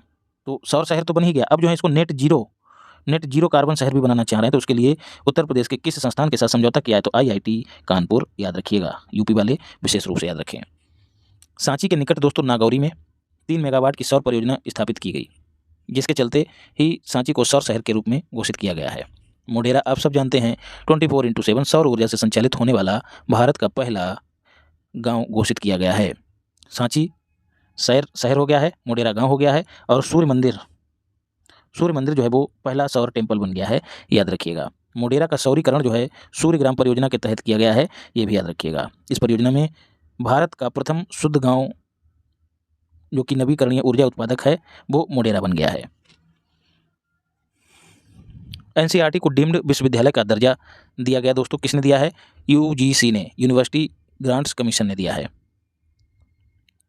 डीम्ड विश्वविद्यालय दोस्तों एक विश्वविद्यालय के समान अकादमिक दर्जा एवं विशेषाधिकार प्राप्त विश्वविद्यालय होते हैं, जो कि एनसीईआरटी को दिया गया है। इससे अकादमिक गतिविधियां तेज करने का मौका मिलता है। एनसीईआरटी की full form national council of educational research and training है और एनसीईआरटी को डी नोवो श्रेणी में डीम्ड विश्वविद्यालय का दर्जा दिया गया है। डी नोवो संस्थान ऐसे संस्थान होते हैं जो ज्ञान के विशिष्ट एवं उभरते हुए क्षेत्रों में शिक्षण और अनुसंधान पर केंद्रित होते हैं। डी नोवो मतलब ये कुछ नए क्षेत्रों पर काम करेगा, जैसे साइबर हो गया है, ठीक है, आर्टिफिशियल इंटेलिजेंस हो गया है। तो इन्हीं सब चीज़ों पर, मतलब नए क्षेत्रों पर काम करने वाले संस्थान डी नोवो श्रेणी के संस्थान कहे जाते हैं, याद रखिएगा। पहले हमने स्वच्छता सर्वेक्षण को तैयार किया, अब दोस्तों स्वच्छ वायु सर्वेक्षण को हम तैयार करेंगे। इसका पहला संस्करण जो है 2019 में जारी किया गया। कौन जारी किया? वन और जलवायु परिवर्तन मंत्रालय द्वारा। एक मिनट दोस्तों, ये सर्वेक्षण है, यहाँ पर बात हो रही राष्ट्रीय स्वच्छ वायु कार्यक्रम की, जिसे वन और जलवायु परिवर्तन मंत्रालय द्वारा 2019 में लॉन्च किया गया था। इसका उद्देश्य अगले 5 वर्षों में, मतलब 2024 तक पार्टिकुलेट मैटर, जिसमें PM10 और PM2.5 शामिल होते हैं, इनमें कटौती करना है। कितनी? 20 से 30%। कहाँ तक? 2024 तक, याद रखिएगा। 2019 में शुरुआत हुई थी किसकी? राष्ट्रीय स्वच्छ वायु कार्यक्रम की। और अभी जो है दोस्तों स्वच्छ वायु सर्वेक्षण जारी किया गया, जिसमें 131 शहरों को शामिल किया गया। इससे पहले हम लोग स्वच्छता सर्वेक्षण देख चुके हैं, जिसमें नोएडा को 14वां स्थान प्राप्त हुआ है, लखनऊ को 44वां स्थान प्राप्त हुआ है। और यहाँ पर हम बात कर रहे हैं स्वच्छ वायु सर्वेक्षण की। तो एक डे है जिसे कहा जाता है international day of clean air, जो कि 7 सितंबर को मनाया जाता है। उसी अवसर पर स्वच्छ वायु सर्वेक्षण 2023 को लॉन्च किया गया और इसमें 10 लाख से अधिक श्रेणी वाले शहरों में इंदौर पहले स्थान पर रहा है, मध्य प्रदेश का आगरा दूसरे स्थान पर और ठाणे तीसरे स्थान पर रहा है। इंदौर दोस्तों स्वच्छता सर्वेक्षण में भी पहले स्थान पर रहा है, ये भी याद रखिएगा। उत्तर प्रदेश की स्थिति की बात करें दोस्तों, तो आगरा हम लोग पहले ही देख चुके हैं। इंदौर के बाद आगरा का दूसरा स्थान है, फिर वाराणसी 11वें स्थान पे है। तो ऊपर के 2 याद कर लीजिएगा। लखनऊ को याद रखना है, 24वां स्थान प्राप्त हुआ है, इसको हाईलाइट कर लीजिएगा, मैं भूल गया। भारत मंडपम अंतर्राष्ट्रीय प्रदर्शनी सह सम्मेलन केंद्र, तो इसमें कोई प्रदर्शनी भी आयोजित की जाएगी और कोई सम्मेलन भी आयोजित किया जा सकेगा, मतलब एक तरह का बड़ा सा हॉल है। तो इसका उद्घाटन किया किसने? मोदी जी ने, याद रखिएगा, नई दिल्ली में। और इस परिसर को नाम क्या दिया गया? भारत मंडपम। यहीं पर G20 समिट का आयोजन किया गया, याद रखिएगा। और अनुभव मंडपम, जो कि 12वीं सदी में कर्नाटक में एक संत थे जिनका नाम था बसवेश्वर, उनसे प्रेरणा पाकर इसको स्थापित किया गया, याद रखिएगा, अनुभव मंडपम। विश्व की सबसे ऊंची नटराज की मूर्ति दोस्तों भारत मंडपम में स्थापित की गई, याद रखिएगा। मोस्ट इंपॉर्टेंट है भैया, आर्ट एंड कल्चर में यहाँ से सवाल अक्सर पूछ लिया जाता है। नृत्य करती हुई मुद्रा में है, ऊंचाई इसकी 28 फीट है, अष्ट धातु से बनाई गई है। अष्ट धातुओं में कौन कौन सी हैं? सोना, चांदी और तांबा, तो आप 3 याद ही रखेंगे। बाकी क्या क्या है? बाकी शीशा भी इसमें शामिल है, टिन, पारा भी शामिल है भाइयों, लोहा और जस्ता। देखिए पारा और टिन को याद रखिएगा, पारा और शीशा को विशेष रूप से याद रखिएगा, क्योंकि अक्सर जहन में आता कि ये धातुएं नहीं हैं। इसे मूर्तिकार राधा कृष्णन ने बनाया है, याद रखिएगा। लास्ट वैक्स कास्टिंग विधि द्वारा इसको बनाया गया है, आपको पहले भी बता चुका हूँ। लास्ट वैक्स मतलब मोम जो है वो खो जाता है, ऐसी एक मेथड है, थोड़ा हम समझते हैं उसको। दोस्तों मोम आपने देखा होगा, स्पर्श करेंगे तो बहुत ही चिकना और कोमल होता है, उसको कोई भी आकार बहुत ही अच्छे से दिया जा सकता है। तो होता क्या है, पहले मोम को आकृति प्रदान की जाती है, मोम की प्रतिमा बढ़िया से बनाई जाती है। क्यों? क्योंकि बनाना आसान होता है। यदि हम रेत की बनाएंगे तो आपने देखा होगा कि मूर्ति अगर रेत की बनेगी ना, तो उसमें छोटे छोटे कण वो उकरे हुए रहेंगे, जो मूर्ति की कोमलता को खत्म कर देंगे। तो इसी समस्या के समाधान के लिए पहले मोम की मूर्ति बनाई जाती है। मोम की मूर्ति बनाई जाती है और मोम की मूर्ति पर जो है मिट्टी की परत चढ़ा दी जाती है, पूरा मिट्टी से ढक दिया जाता है। फिर उसको हल्की आंच पे तपाया जाता है। ठीक है, जब मिट्टी वो पक जाती है तो हल्की आंच पे केवल पकने भर के लिए, और जब वो मिट्टी ऊपर की पक जाती है फिर उसको अच्छे से तपाया जाता है। तब जब ज़्यादा टेम्परेचर होता है तो अंदर का मोम जो है वो पिघल जाता है। बचता क्या है, मिट्टी का खोल बचता है, ऊपर का मिट्टी का खोल बचता है, और उस खोल में अंदर दाने नहीं आपको दिखाई देंगे। क्यों? क्योंकि अंदर मोम था। मोम जो है एकदम ठोस होता है, कहीं पर भी कोई स्पेस नहीं होता है, तो अंदर का हिस्सा जो है वो बहुत ही चिकना होता है और कोमल होता है। अब क्या करना होता है, अब इसी मूर्ति में एक छेद से जो है इसको निकाल दिया जाता है मोम को बाहर, और इसी मूर्ति का ये छेद बंद कर दिया जाएगा, और ऊपर से जिस भी धातु की मूर्ति बनानी है वो डाल दिया जाता है, और उसको पूरा सांचे को भर दिया जाता है। बाद में हथौड़ी की छोटे छोटे प्रहारों से जो है हल्के हल्के प्रहारों से उस मिट्टी को तोड़ दिया जाता है, और जो अंदर धातु पड़ी रहती है वही मूर्ति का रूप ले लेती है, जो कि बहुत ही कोमल और आकर्षक होती है। तो लास्ट वैक्स कास्टिंग विधि यही है। प्रधानमंत्री विश्वकर्मा योजना मोस्ट इंपॉर्टेंट है भैया, यहाँ से सवाल आने की प्रबल संभावना है। पारंपरिक कारीगर आप सब जानते हैं कौन कौन है, इनको विश्वकर्मा कहा जाता है, जिनमें लोहार, स्वर्णकार, कुम्हार, बढ़ई, मोची ये सब शामिल होते हैं। 17 सितंबर 2023 मोदी जी का जन्मदिन भी होता है। इस अवसर पर जो कि विश्वकर्मा जयंती के रूप में मनाया जाता है, मोदी जी ने 77वें, 17 में भी 7 है और 77वें स्वतंत्रता दिवस में भी साथ साथ है, ऐसे जोड़ के याद रखिएगा, विश्वकर्मा योजना की घोषणा की। ये सेंट्रल सेक्टर की योजना है, पूर्णतः भारत सरकार द्वारा वित्त पोषित है, और इसके लिए कितना धन रखा गया है, 13,000 करोड़। इंपॉर्टेंट है। यह योजना MSME मंत्रालय, कौशल विकास मंत्रालय और वित्त मंत्रालय, तीनों मंत्रालयों के द्वारा एक साथ मिलकर क्रियान्वित की जाएगी। और नोडल मिनिस्ट्री कौन सी है, तो MSME मंत्रालय, याद रखिएगा। तो MSME मंत्रालय, कौशल मंत्रालय और वित्त मंत्रालय। अरे भाई, कोई भी काम शुरू करेंगे तो उसके लिए कौशल की जरूरत पड़ेगी ही पड़ेगी, वित्त की भी जरूरत पड़ेगी, और ये जो मोची होते हैं, जो विश्वकर्मा होते हैं, बहुत ही छोटे छोटे लोग होते हैं, तो इनको जो है MSME में शामिल किया जाता है, तो MSME मंत्रालय। तो इस तरह से थोड़ा लॉजिकल तरीके से चीज़ों को समझने का प्रयास किया कीजिए। इसकी टैग लाइन आपको याद रखनी है, समान, सामर्थ्य, समृद्धि। मोस्ट इंपॉर्टेंट है। अवधि कितनी है, 5 वर्ष। लॉन्च कब की गई भैया, 2023 में। तो 2023 में लॉन्च की गई है, तो 23 में 1 वर्ष इंक्लूड हो जाएगा, 4 और, मतलब 23 से लेकर 27 तक, 2027 तक। तो 23-24 से लेकर इधर 27 हो गया, तो एक इधर भी बढ़ जाएगा, 27-28 तक, यही इसकी अवधि है। कुल कितने व्यवसायों को शामिल किया गया है, तो 18 पारंपरिक व्यवसायों को शामिल किया गया है। कौशल को निखारने के लिए उनको प्रशिक्षित किया जाएगा इस योजना के तहत, जो शिल्पकार हैं। अत्याधुनिक उपकरण उनको प्रदान किए जाएंगे, और PM विश्वकर्मा प्रमाण पत्र भी दिया जाएगा।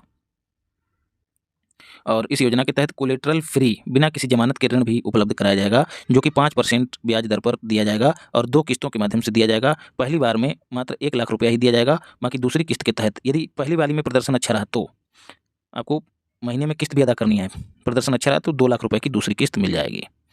और जो महत्वपूर्ण बात है, इस योजना का कार्यान्वयन राष्ट्रीय स्तर पर, राज्य स्तर पर और जिला, तीनों स्तरों पर किया जाएगा, ये भी इम्पॉर्टेंट है।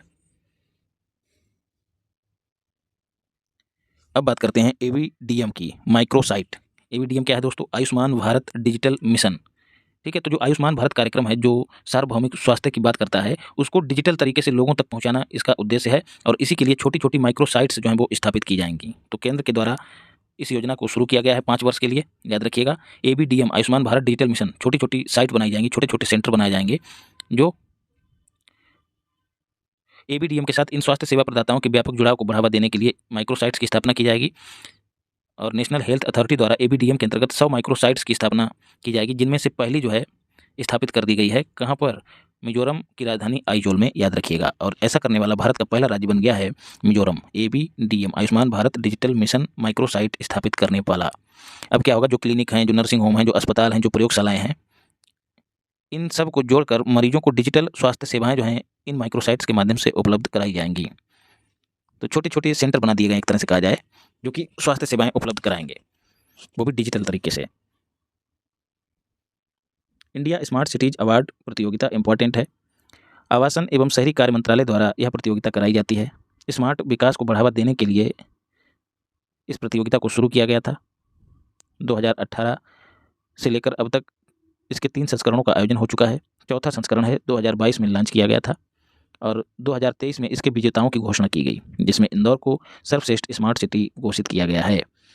अनुकरणीय प्रदर्शन के लिए मध्य प्रदेश को सर्वश्रेष्ठ स्मार्ट सिटी वाला राज्य घोषित किया गया है। तो इंदौर कहाँ है, मध्य प्रदेश में। इससे पहले हम लोग स्वच्छता सर्वेक्षण देख चुके हैं। स्वच्छता सर्वेक्षण में इंदौर तो पहले पे रहा है, लेकिन दोस्तों यदि राज्य की बात करें तो मध्य प्रदेश पहले स्थान पे नहीं रहा है। कौन रहा है? महाराष्ट्र, याद रखिएगा। लेकिन यहाँ पर मध्य प्रदेश भी पहले स्थान पे है स्मार्ट सिटीज़ प्रतियोगिता में, और इंदौर भी पहले स्थान पे है। चंडीगढ़ को सर्वश्रेष्ठ यूटी घोषित किया गया है, याद रखिएगा। इंदौर को पहला स्थान, सूरत को दूसरा स्थान और आगरा को तीसरा स्थान प्रदान किया गया है। इससे पहले हम स्वच्छ वायु सर्वेक्षण भी देख चुके हैं, जिसमें आगरा को दूसरा स्थान प्रदान किया गया है, याद रखिएगा। तो पहले स्थान पर मध्य प्रदेश, दूसरे स्थान पर तमिलनाडु, तीसरे स्थान पर राजस्थान और उत्तर प्रदेश संयुक्त रूप से हैं। अब बात करते हैं अमृत भारत स्टेशन योजना की। तो रेलवे स्टेशनों के आधुनिकीकरण से संबंधित यह योजना है। इस योजना के तहत 1309 रेलवे स्टेशनों को चिन्हित किया गया है, जिन्हें आधुनिक सुविधाओं से लैस किया जाएगा। और इन 1309 में 156 रेलवे स्टेशन जो हैं उत्तर प्रदेश के हैं। तो 156 रेलवे स्टेशन जो हैं वो अमृत भारत स्टेशन योजना के तहत विकसित किए जाएंगे। कहाँ? यूपी में, ठीक है। और बिहार में कुल कितने? तो 92 रेलवे स्टेशन। अभी चर्चा में क्यों रहा है अमृत भारत स्टेशन योजना वाला ये जो टॉपिक? अगस्त 2023 में मोदी जी ने इन 1309 में से 508 रेलवे स्टेशनों के पुनर्विकास की आधारशिला रख दी, याद रखिएगा। तो 508 की आधारशिला रख गई है। इन 508 में 55 यूपी से ही हैं, ये भी याद रखिएगा। राष्ट्रीय बहुआयामी गरीबी सूचकांक एक प्रगति समीक्षा मोस्ट इंपॉर्टेंट है। कुछ और चीज़ें देख लेते हैं। संयुक्त राष्ट्र विकास कार्यक्रम यूएनडीपी द्वारा अपनी ह्यूमन डेवलपमेंट रिपोर्ट में मल्टी डायमेंशनल पॉवर्टी इंडेक्स को 2010 से शामिल किया गया। ये वर्ष भी याद रखिएगा, मोस्ट इंपॉर्टेंट है, जिसमें 3 आयामों को शामिल किया जाता है: स्वास्थ्य, शिक्षा और रहन सहन का स्तर। तो वैश्विक रूप से स्वीकार होने के साथ भारत की स्थिति के अनुरूप इस एक सूचकांक का निर्माण करना जो है भारत की राष्ट्रीय बहुआयामी गरीबी सूचकांक परियोजना का उद्देश्य है। तो भारत ने भी अपने यहाँ एक परियोजना चलाई जो बहुआयामी गरीबी को मापेगी। भारत में बहुआयामी गरीबी सूचकांक को के कार्यान्वयन के लिए नीति आयोग नोडल मंत्रालय है। मंत्रालय नहीं होगा दोस्तों, नोडल एजेंसी है। राष्ट्रीय बहुआयामी गरीबी सूचकांक जो है इसका निर्माण 3 आयामों के आधार पर किया जाता है, जैसा यूएनडीपी का है, ठीक वही आधार इसके भी हैं: स्वास्थ्य, शिक्षा और रहन सहन का स्तर। इसमें कुल कितने संकेतकों का इस्तेमाल किया जाता है? तो 12 संकेतकों का, याद रखिएगा। ये फैक्ट भी मोस्ट इंपॉर्टेंट है। जुलाई 2023 को नीति आयोग ने एक रिपोर्ट जारी की। ये इसका दूसरा संस्करण है। इससे पहले दोस्तों 2021 में एक रिपोर्ट जारी की थी जो कि पहले संस्करण के रूप में थी। इस नई रिपोर्ट जो है दोस्तों नेशनल फैमिली हेल्थ सर्वे 5 पर आधारित है, जो कि 2019 से 2021 के बीच आयोजित हुआ है, याद रखिएगा। तो NFHS4 और NFHS7 national family health survey 5 के मध्य सभी राज्यों और केंद्र शासित बहुआयामी प्रदेशों में गरीबी को कम करने में उल्लेखनीय प्रगति दर्ज की गई। तो पहला पॉइंट जो आपसे कथन के रूप में पूछा जा सकता है कि जो बहुआयामी गरीबी है उसको कम करने में प्रगति देखी गई, ठीक है। और 15-16 से लेकर 19-20 के मध्य देश में रिकॉर्ड 13.5 करोड़ लोग बहुआयामी गरीबी से मुक्त हुए हैं। तो 13.5 करोड़, याद रखिएगा। एक फैक्ट ये याद रखिएगा। अच्छा, तेज़ी से गरीबी से मुक्त हुए लोगों की संख्या की दृष्टि से पहले स्थान पर उत्तर प्रदेश, बहुत तेज़ी से लोग गरीबी से मुक्त हुए हैं। दूसरे स्थान पर बिहार और तीसरे स्थान पर मध्य प्रदेश है। बहुआयामी रूप से गरीब लोगों की संख्या जो है भारत में कितनी है वर्तमान में? 15%। 14.96 है, लेकिन आप 15 याद रखिएगा। तो 13.5%, 13.5 करोड़ जो हैं मुक्त हुए हैं, या फिर 135 मिलियन। और जो गरीब लोगों की संख्या में कितनी कमी आई है? 15%। कमी नहीं दोस्तों, गरीब लोगों की संख्या कितनी हो गई है? 15%। कुल संख्या के कितने बहुआयामी रूप से गरीब हैं? 15%। मुक्त कितने हुए हैं? तो लगभग यहाँ से याद रखिएगा 14%। 13.5 है, 14, तो मुक्त हुए हैं परसेंट नहीं दोस्तों, 14 करोड़। और संख्या कितनी रह गई है? 15%। और कहा गया है गरीब लोगों की जो संख्या है उसमें कितने परसेंट की कमी दर्ज की गई? तो 10% की, 9.89%। तो याद रखिएगा 10% की कमी दर्ज की गई। कुल 15% आबादी जो है बहुआयामी रूप से गरीब है। लगभग 14 करोड़ जो है वो बहुआयामी गरीबी से बाहर आए हैं। तो आंकड़ा 10, 14 और 15 के बीच ही घूम रहा है। और ग्रामीण क्षेत्रों में बहुआयामी गरीबी जो है घटकर कितनी हो गई है? 20%। शहरी क्षेत्रों में ये घटकर कितनी हो गई है? 5%। मोटा माटी आपको याद रखना है। और मल्टी पॉवर्टी इंडेक्स की वैल्यू जो है भारत की कितनी है, ये भी आपको याद रखना है, 0.066। और यह रिपोर्ट बताती है कि SDG लक्ष्य 1 जो कि बहुआयामी गरीबी से संबंधित है, भारत इसको प्राप्त करने की दिशा में अग्रसर है। सर्वाधिक बहुआयामी गरीबी वाले शीर्ष 5 राज्यों को देख लेते हैं। तो पहले स्थान पर बिहार, दूसरे स्थान पर झारखंड, तीसरे स्थान पर पूर्व नॉर्थ ईस्ट का राज्य है, मोस्ट इंपॉर्टेंट है, मेघालय। चौथे स्थान पर उत्तर प्रदेश है, इंपॉर्टेंट है, याद रखिएगा भैया। चौथा स्थान है यूपी का। और बिहार और उत्तर प्रदेश, इनमें बहुआयामी रूप से गरीब जनसंख्या को भी आपको याद रखना है। बिहार में लगभग 33% या फिर 34% लोग बहुआयामी रूप से गरीब हैं। उत्तर प्रदेश में लगभग 22 या फिर 23%। 23% लोग जो हैं गरीब हैं, याद रखिएगा। केरल सबसे कम बहुआयामी गरीब जनसंख्या वाला राज्य है। दादर और नागर हवेली, दमन दीव जो कि एक ही हो गए हैं, ये बहुआयामी जनसंख्या यूटी में जो है इनमें ज़्यादा बहुआयामी रूप से लोग गरीब हैं, वहीं सबसे कम गरीब पुदुचेरी में है। उत्तर प्रदेश में देख लेते हैं दोस्तों, सर्वाधिक बहुआयामी रूप से गरीब जिला कौन सा है, तो बहराइच। आप सभी जानते हैं ये तराई क्षेत्र का जिला है। तराई क्षेत्र में दोस्तों उद्योग, शिक्षा, ये सब चीज़ें जो है कम हैं, तो ये ज़्यादा गरीब है। सबसे कम बहुआयामी गरीबी वाला जिला यूपी का कौन सा हो जाएगा यार, गाजियाबाद। ठीक है, जिला गाजियाबाद। और इसीलिए यहाँ पर जनसंख्या घनत्व भी ज़्यादा है। क्यों दोस्तों? क्योंकि ये दिल्ली से लगा हुआ है और यहाँ पर औद्योगिक गतिविधियाँ अधिक हैं। तो जहाँ औद्योगिक गतिविधियाँ ज़्यादा होंगी तो क्या होगा, वो कम गरीब होगा। तो गाजियाबाद जिंदाबाद है, यहाँ पर गरीबी सबसे कम है। दूसरा स्थान लखनऊ का है। लखनऊ में आपको परसेंट भी याद रखना है, लगभग 9% या फिर 8.5%। तो बहराइच। अच्छा, उत्तर प्रदेश के महाराजगंज जिले में बहुआयामी गरीबी जनसंख्या में सर्वाधिक कमी दर्ज की गई। सबसे ज़्यादा कमी दर्ज कहाँ की गई, तो महाराजगंज जिले में। ठीक है, जहाँ महाराज का शासन है वहाँ सबसे कम गरीबी देखी गई, दर्ज की गई। भारत में 2005-6 से भारत में बहुआयामी गरीबी के संदर्भ में एक रिपोर्ट जारी की है। किसने? नीति आयोग ने ही जारी की, और कहा है कि 2013-14 में भारत में बहुआयामी गरीबी जो भी रही हो, लेकिन 22-23 में घटकर कितनी रह गई है, 22%। तो ये दोबारा एक रिपोर्ट निकाल दी है, इसको दिमाग में डाले रखिएगा, लेकिन उसको जरूर याद रखिएगा। याद इसको भी रखना क्योंकि ये करंट की खबर है। 9 वर्षों में उत्तर प्रदेश में लगभग 6 करोड़ लोग, 5.94 करोड़ लोग बहुआयामी गरीबी से मुक्त हुए हैं। तो पूरे भारत में कितने मुक्त हुए हैं, आपको पहले ही बता चुका हूँ, 13.5 करोड़ लोग भारत में गरीबी से बाहर आए हैं। इसके बाद बिहार, फिर मध्य प्रदेश का स्थान है। ये चीज़ हम पहले ही पढ़ चुके हैं। 9 वर्षों के दौरान भारत में लगभग 25% लोग गरीबी से मुक्त हुए हैं। तो जो 13.5 करोड़ हैं, 13.5 करोड़ जो गरीबी से मुक्त हुए हैं, ये कितने परसेंट हैं जनसंख्या के? 25%, याद रखिएगा। अरे यार 25% नहीं, ये अच्छा 9 वर्षों की बात हो रही है। लगभग 25 करोड़ लोग जो हैं वो बहुआयामी गरीबी से मुक्त हुए हैं। तो यहाँ पर परसेंट नहीं, 25 करोड़ है ये। तो ये 9 वर्षों की बात हो रही है, पीछे जो है 9 वर्षों की बात नहीं हो रही है। 2014-15 से 19-21 के बीच बात हो रही है। 2015-16 से लेकर 19-21 के बीच, वही लगभग 5 वर्ष के अंतराल में। लेकिन ये जो रिपोर्ट जारी हुई है, ये 9 वर्षों के अंतराल पर जारी की गई है, याद रखिएगा। वैभव फेलोशिप योजना 2020 में दोस्तों वैभव सम्मेलन का आयोजन हुआ था। वैभव की बात करें तो वैश्विक भारतीय वैज्ञानिक शिखर सम्मेलन, इसका आयोजन किया गया था। इसमें प्रवासी और जो निवासी भारतीय शोधकर्ता, वैज्ञानिक, शिक्षाविद थे, ये सब इकट्ठे हुए थे और जो है बातचीत की इन्होंने। अब जो है सरकार क्या कर रही है, हाल में क्यों चर्चा में रहा है, इसी वैभव कार्यक्रम को लागू करने के लिए। जैसे पिछला सम्मेलन हुआ, सरकार चाहती है कि इस तरह के सम्मेलन होते रहें, और वैभव के तहत जो प्रोग्राम है वैभव, उसके तहत जो विदेशी वैज्ञानिक हैं, जो भारतीय मूल के हैं, वो भारत में आएँ और हमारे जो वैज्ञानिक हैं, हमारे जो विद्यार्थी हैं शिक्षण संस्थानों में, उनको नए गुर सिखाएं, तकनीकी सिखाएं और अनुसंधान को बढ़ावा देने के नए नए जो आइडिया हैं वो सुझाएं। तो इसी के लिए वैभव फेलोशिप को लॉन्च किया गया है। उद्देश्य इसका यही है, 18 ज्ञान कार्य क्षेत्रों में काम करने के लिए जो भारतीय मूल के अन्य जो वैज्ञानिक हैं उनको आमंत्रित किया जाएगा। तो मुझे लगता है कि भारतीय वैज्ञानिकों पर ही अलग से पैसा खर्च कर देना चाहिए, क्योंकि भारतीय वैज्ञानिक जो है ना, उनका रुतबा भी कम है और पैसा भी कम है। कोई भी विदेशी, जैसे अमेरिका अगर बुलाना चाहे, वो तो हमारे वैज्ञानिक इतने ज़्यादा समर्पित हैं, देशभक्ति की भावना कूट कूट के भरी हुई है, जो नहीं जाते। नहीं तो अमेरिका इतना प्रलोभन दे सकता है कि उनको अपने पास बुला ले। गुमनामी की ज़िंदगी जीते हमारे यहाँ वैज्ञानिक। आप रॉकेटरी फिल्म देखिएगा, उसमें चीज़ों का अनुभव होगा, किस तरह से जो है वैज्ञानिक लगे रहते हैं, दिन रात लगे रहते हैं। तो वैज्ञानिक हमारे कम नहीं है। देखिए नए नए मिशन लॉन्च कर दे रहे हैं, बहुत ही कम पैसे में लॉन्च कर दे रहे हैं। बस ज़रूरत है उनको प्रसन्न रखने की, उनको जो है सिक्योरिटी वगैरह बढ़िया से दी जाए, ज़्यादा से ज़्यादा पैसा दिया जाए, ताकि वो और उत्साह के साथ काम कर सकें। खैर ये प्रयास भी सरकार का ठीक है। तो इसका उद्देश्य वही है कि भारत में जो उच्च शिक्षण संस्थान हैं और जो अन्य संस्थान हैं जो रिसर्च से संबंधित हैं, उनमें रिसर्च इकोसिस्टम को बढ़ावा दिया जाए। कुल 18 क्षेत्र पहचाने गए हैं, जिनमें कृषि भी शामिल है, याद रखिएगा। माहिर, mission on advanced and high impact research. क्या है दोस्तों? Mission on advanced and high impact research माहिर एक राष्ट्रीय मिशन है, जिसका शुभारंभ कर दिया गया है।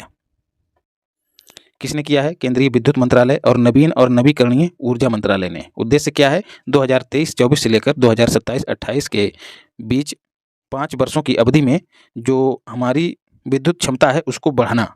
ठीक है, सीधी सी बात यही है, जो विद्युत उत्पादन क्षमता है उसको बढ़ाना, इसका उद्देश्य है मिशन माहिर। और ये जो 2023-24 से लेकर 2027-28 तक की अवधि है, ये विश्वकर्मा योजना की भी अवधि है, याद रखिएगा। तो माहिर और विश्वकर्मा योजना दोनों की अवधि सेम है। माहिर के लिए जो एक सचिवालय बनाया जाएगा वो कहाँ बनाया जाएगा? बंगलुरु में, याद रखिएगा। राज्य खाद्य सुरक्षा सूचकांक मोस्ट इंपॉर्टेंट है, जारी कौन करता है? तो फसाई, food safety and standard authority of India इसको प्रतिवर्ष जारी करती है।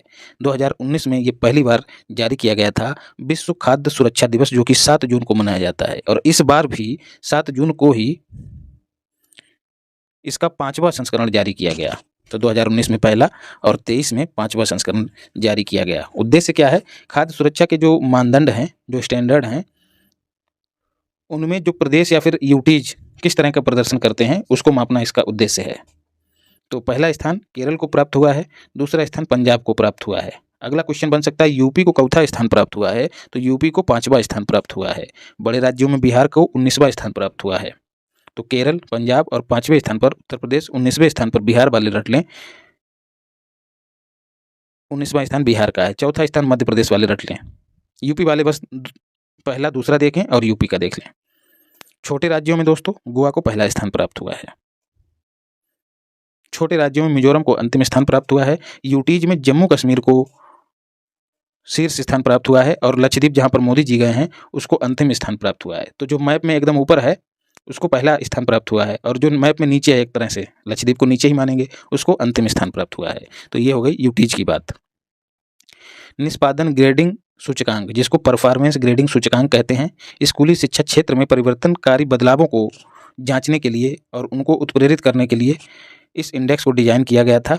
और अभी जो है इससे संबंधित कुछ आंकड़े जारी किए गए, जिनमें 10 ग्रेडों को शामिल किया गया। उनमें जो उच्चतम ग्रेड है, मतलब ऐसा राज्य जो शिक्षा की बेहतर प्रणालियों को अपना रहा है, अच्छे से काम कर रहा है, तो उसको उच्चतम ग्रेड, जिसका नाम था दक्ष, उसमें शामिल होना था, लेकिन इसमें कोई शामिल नहीं हो पाया। किसी भी राज्य या केंद्र शासित प्रदेश को उच्चतम ग्रेड दक्ष में स्थान प्राप्त नहीं हुआ है। उसके बाद निचला इंडेक्स है वो है उत्कर्ष, उसमें भी कोई राज्य या फिर यूटी शामिल नहीं हुआ है। फिर है उससे नीचे वाला अति उत्तम, उसमें भी कोई शामिल नहीं हुआ है। उत्तम में भी कोई शामिल नहीं हुआ। फिर प्रचेष्ट, उसमें भी कोई शामिल नहीं हुआ है। प्रचेष्ट 2 में चंडीगढ़ और पंजाब शामिल हुए हैं, याद रखिएगा। प्रचेष्ट 3 में केरल को जगह मिली है। तो जो केरल जहाँ साक्षरता सर्वाधिक है वो भी इस इंडेक्स में ग्रेडिंग सिस्टम में चंडीगढ़ और पंजाब से नीचे आ गया, याद रखिएगा। उत्तर प्रदेश को और बिहार को, दोनों को, और उसके साथ साथ और जो छोटे मोटे राज्य हैं उन सबको आकांक्षी 2 जो ग्रेड है वो प्रदान किया गया है, याद रखिएगा। तो बिहार और उत्तर प्रदेश वाले याद कर लें आकांक्षी 2। तो चंडीगढ़ और पंजाब का याद कर लेना है, प्रचेष्ट 2, और उत्तर प्रदेश और बिहार का आकांक्षी 2, दोनों ग्रेड याद रखने हैं। दक्ष में किसी को स्थान प्राप्त नहीं हुआ है। NIRF India rankings 2023 national institution ranking framework, शिक्षा मंत्रालय के द्वारा इसकी शुरुआत की गई थी। पहला संस्करण इसका 2016 में जारी हुआ था, और इस बार जो संस्करण जारी हुआ है वो 8वां संस्करण जारी किया गया है, जिसमें देश के जो शिक्षण संस्थान हैं उनको विभिन्न श्रेणियों में शामिल किया जाता है और रैंकिंग प्रदान की जाती है। तो हम समग्र श्रेणी को ही पढ़ेंगे। इस बार कृषि और संबद्ध क्षेत्र को भी इसमें शामिल किया गया है, ये भी याद रखिएगा। समग्र श्रेणी की बात करें तो लगातार 5वें वर्ष IIT मद्रास को पहला स्थान प्राप्त हुआ है, याद रखिएगा।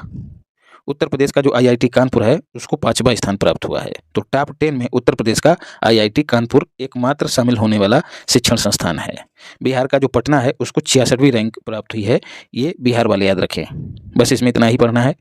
नए संसद भवन के उद्घाटन को देखते हैं दोस्तों। पहले पुराने के बारे में जान लेते हैं। जो पुराना संसद भवन था उसको एडविन लुटियंस और हार्वर्ड बेकर ने मिलकर तैयार किया था, जिसका उद्घाटन 1931 में किया गया। और अब जो है नया संसद भवन बन गया है, उसका उद्घाटन 28 मई 2023 को मोदी जी ने किया। कब? जिस दिन BD सावरकर जी की जयंती थी। और यहीं पर एक क्वेश्चन और बन सकता है कि जो पुराना संसद भवन है उसका नाम क्या हो गया? संविधान भवन, याद रखिएगा। संविधान भवन, पुराने का नाम आपको याद रखना है। तो नए वाले का उद्घाटन मोदी जी ने 28 मई को किया, और इसी अवसर पर 75 रुपये का सिक्का और स्मारक डाक टिकट भी जारी किया। और इसी अवसर पर स्पीकर की कुर्सी के ठीक बगल में सेंगोल, काफ़ी चर्चा का विषय रहा था, सेंगोल को स्थापित किया। नए संसद भवन का डिजाइन अहमदाबाद स्थित एक कंपनी HCP डिजाइन ने तैयार किया है, याद रखिएगा। त्रिभुजाकार आकार में इसको बनाया गया है और ये 4 मंजिला भवन है, याद रखिएगा। इस भवन के 3 मुख्य द्वार हैं, ज्ञान द्वार, शक्ति द्वार और कर्म द्वार, ये भी याद रखना है। लोकसभा में कुल कितनी सीटों की व्यवस्था की गई है बैठने की, कितने लोगों के बैठने के लिए सीटों की व्यवस्था की गई, तो 888 सीटें। और राज्यसभा में 384 सदस्यों के बैठने की व्यवस्था की गई है। नए संसद भवन में लोकसभा का आंतरिक हिस्सा राष्ट्रीय पक्षी मोर पर आधारित है, मतलब जो आंतरिक हिस्सा है लोकसभा का, ठीक है। लोकसभा में नेता बैठते हैं और नेता करते हैं मौज, ठीक है, ज़्यादा संख्या में नेता बैठते हैं। तो वो गाना है ना एक, मेरे हिबड़ा में नाचे मोर तक थैया थैया, ठीक है। तो अब ये मत पूछिएगा कि हिबड़ा क्या होता है। तो ये जो नेता हैं बैठकर मजा लेते हैं किसका, मोर के नाच का। और ऐसा माना जाता है कि जो राज्यसभा है वहाँ पर प्रबुद्ध वर्ग से ज़्यादा लोग आते हैं, ठीक है। हम लोग जानते भी हैं 12 क्षेत्रों से जो है राज्यपाल, जो राष्ट्रपति हैं हमारे, वो मनोनीत करते हैं। तो एक प्रबुद्ध वर्ग रहता है, तो उसका संबंध कमल से है। तो जो राज्यसभा का आंतरिक जो थीम है वो कमल पर आधारित है, याद रखिएगा। और संसद के भवन के प्रांगण में बरगद के वृक्ष को रोपा गया है, ये भी याद रखिएगा, जो कि हमारा राष्ट्रीय वृक्ष है। सेंगोल के बारे में समझ लेते हैं। ये दोस्तों 14 अगस्त 1947 को पूर्व संध्या के समय बनाया गया था। तमिल अधीनम नाम का एक धार्मिक मठ है, उसके द्वारा पंडित जवाहरलाल नेहरू को सौंपा गया था, जो अंग्रेजों से भारत को सत्ता के हस्तांतरण का प्रतीक था।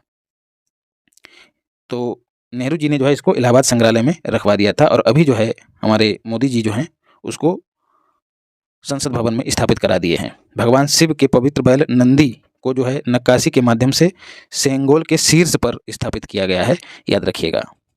चोल राजा जो कि तमिलनाडु में हुआ करते थे, उनके शासनकाल में जब एक राजा को दूसरा राजा प्रतिस्थापित करता था, तो एक राजा जो नया राजा आता था उसको सौंप दिया जाता था। तो ये सेंगोल की स्वीकृति जो है उत्तरदायित्व के साथ शासन के अधिकार को प्रदर्शित करती है। एक तरह से जो नया राजा आता था वो ये मानता था कि हमको ये सेंगोल मिल गया है, तो ये इस बात का प्रतीक है कि मैं पूरे उत्तरदायित्व के साथ अपने पद का निर्वहन करूंगा। वो बात अलग है कि हमारे संसद भवन में सेंगोल स्थापित हो गया है, लेकिन जो नेता हैं वो आए दिन गाली गलौज तक करते हैं, तब उनका उत्तरदायित्व जो है वो घास चरने चला जाता है। खैर, उड़ान 5.2 2016 में दोस्तों उड़ान योजना की शुरुआत की गई थी।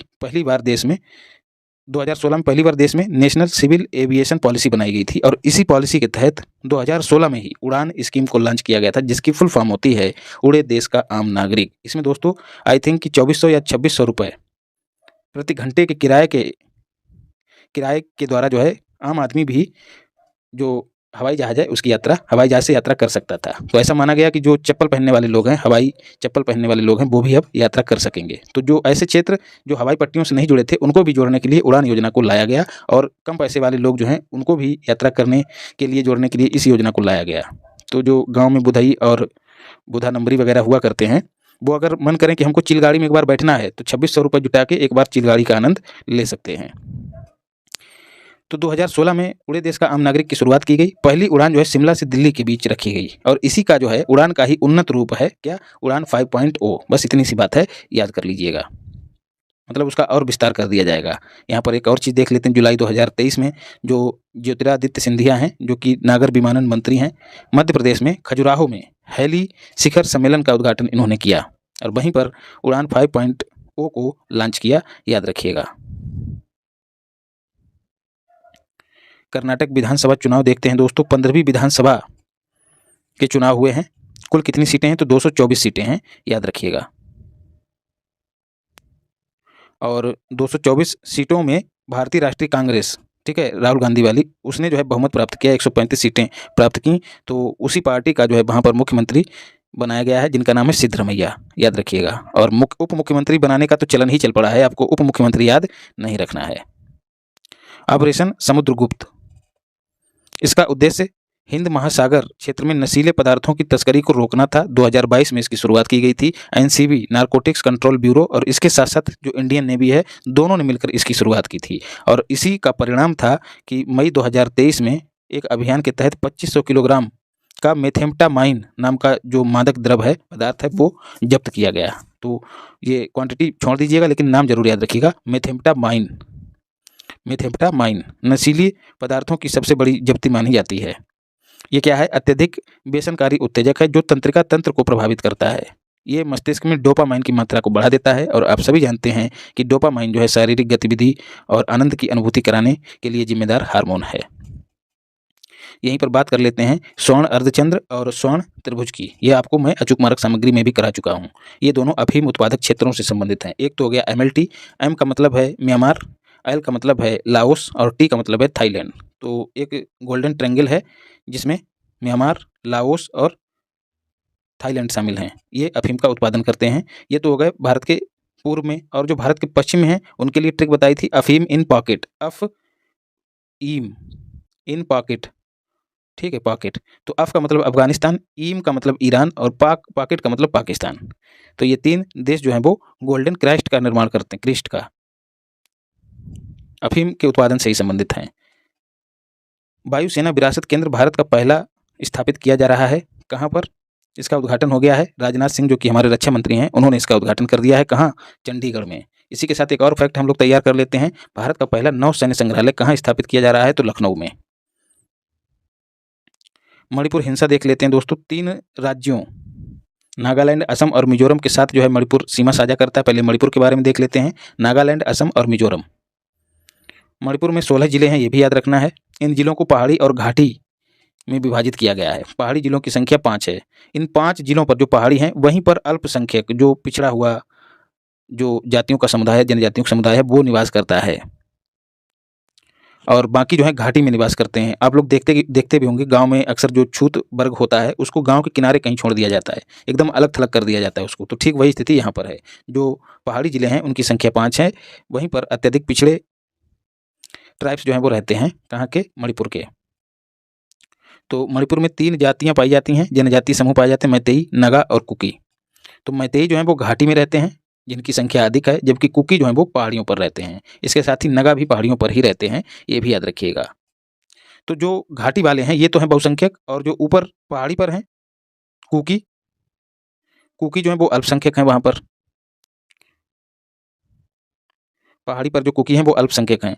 तो इन मैतेई समुदाय के लोग जो घाटी में रहते हैं, ये कहते हैं कि हमको एसटी में शामिल कर लिया जाए, जबकि ये ओबीसी में है, याद रखिएगा। ओबीसी और एससी में आते हैं, लेकिन ये कहते हैं कि हमको एसटी का दर्जा दे दिया जाए, ताकि जो आरक्षण वगैरह है वो सब, और जो सुविधाएं सरकार की ओर से दी जाती हैं वो सब इनको भी मिल सके। तो इसी बात का विरोध जो है वो पहाड़ी जिलों में रहने वाली जो जनजाति है कुकी, उसने किया। तो उसी के खिलाफ all tribes student union Manipur ने जो है एक रैली निकाली। उसी रैली में सुनने में आ रहा है, सुनने में क्या, वो सच घटना थी, वीडियो के माध्यम से वायरल हुई, कि महिला को जो है, कुकी समुदाय की महिला को जो है सड़क पर नग्नावस्था में घुमाया गया और उसके शरीर से छेड़खानी की गई। तो यही घटना थी। तो इसी के जवाब में वहाँ पर हिंसा भड़क उठी।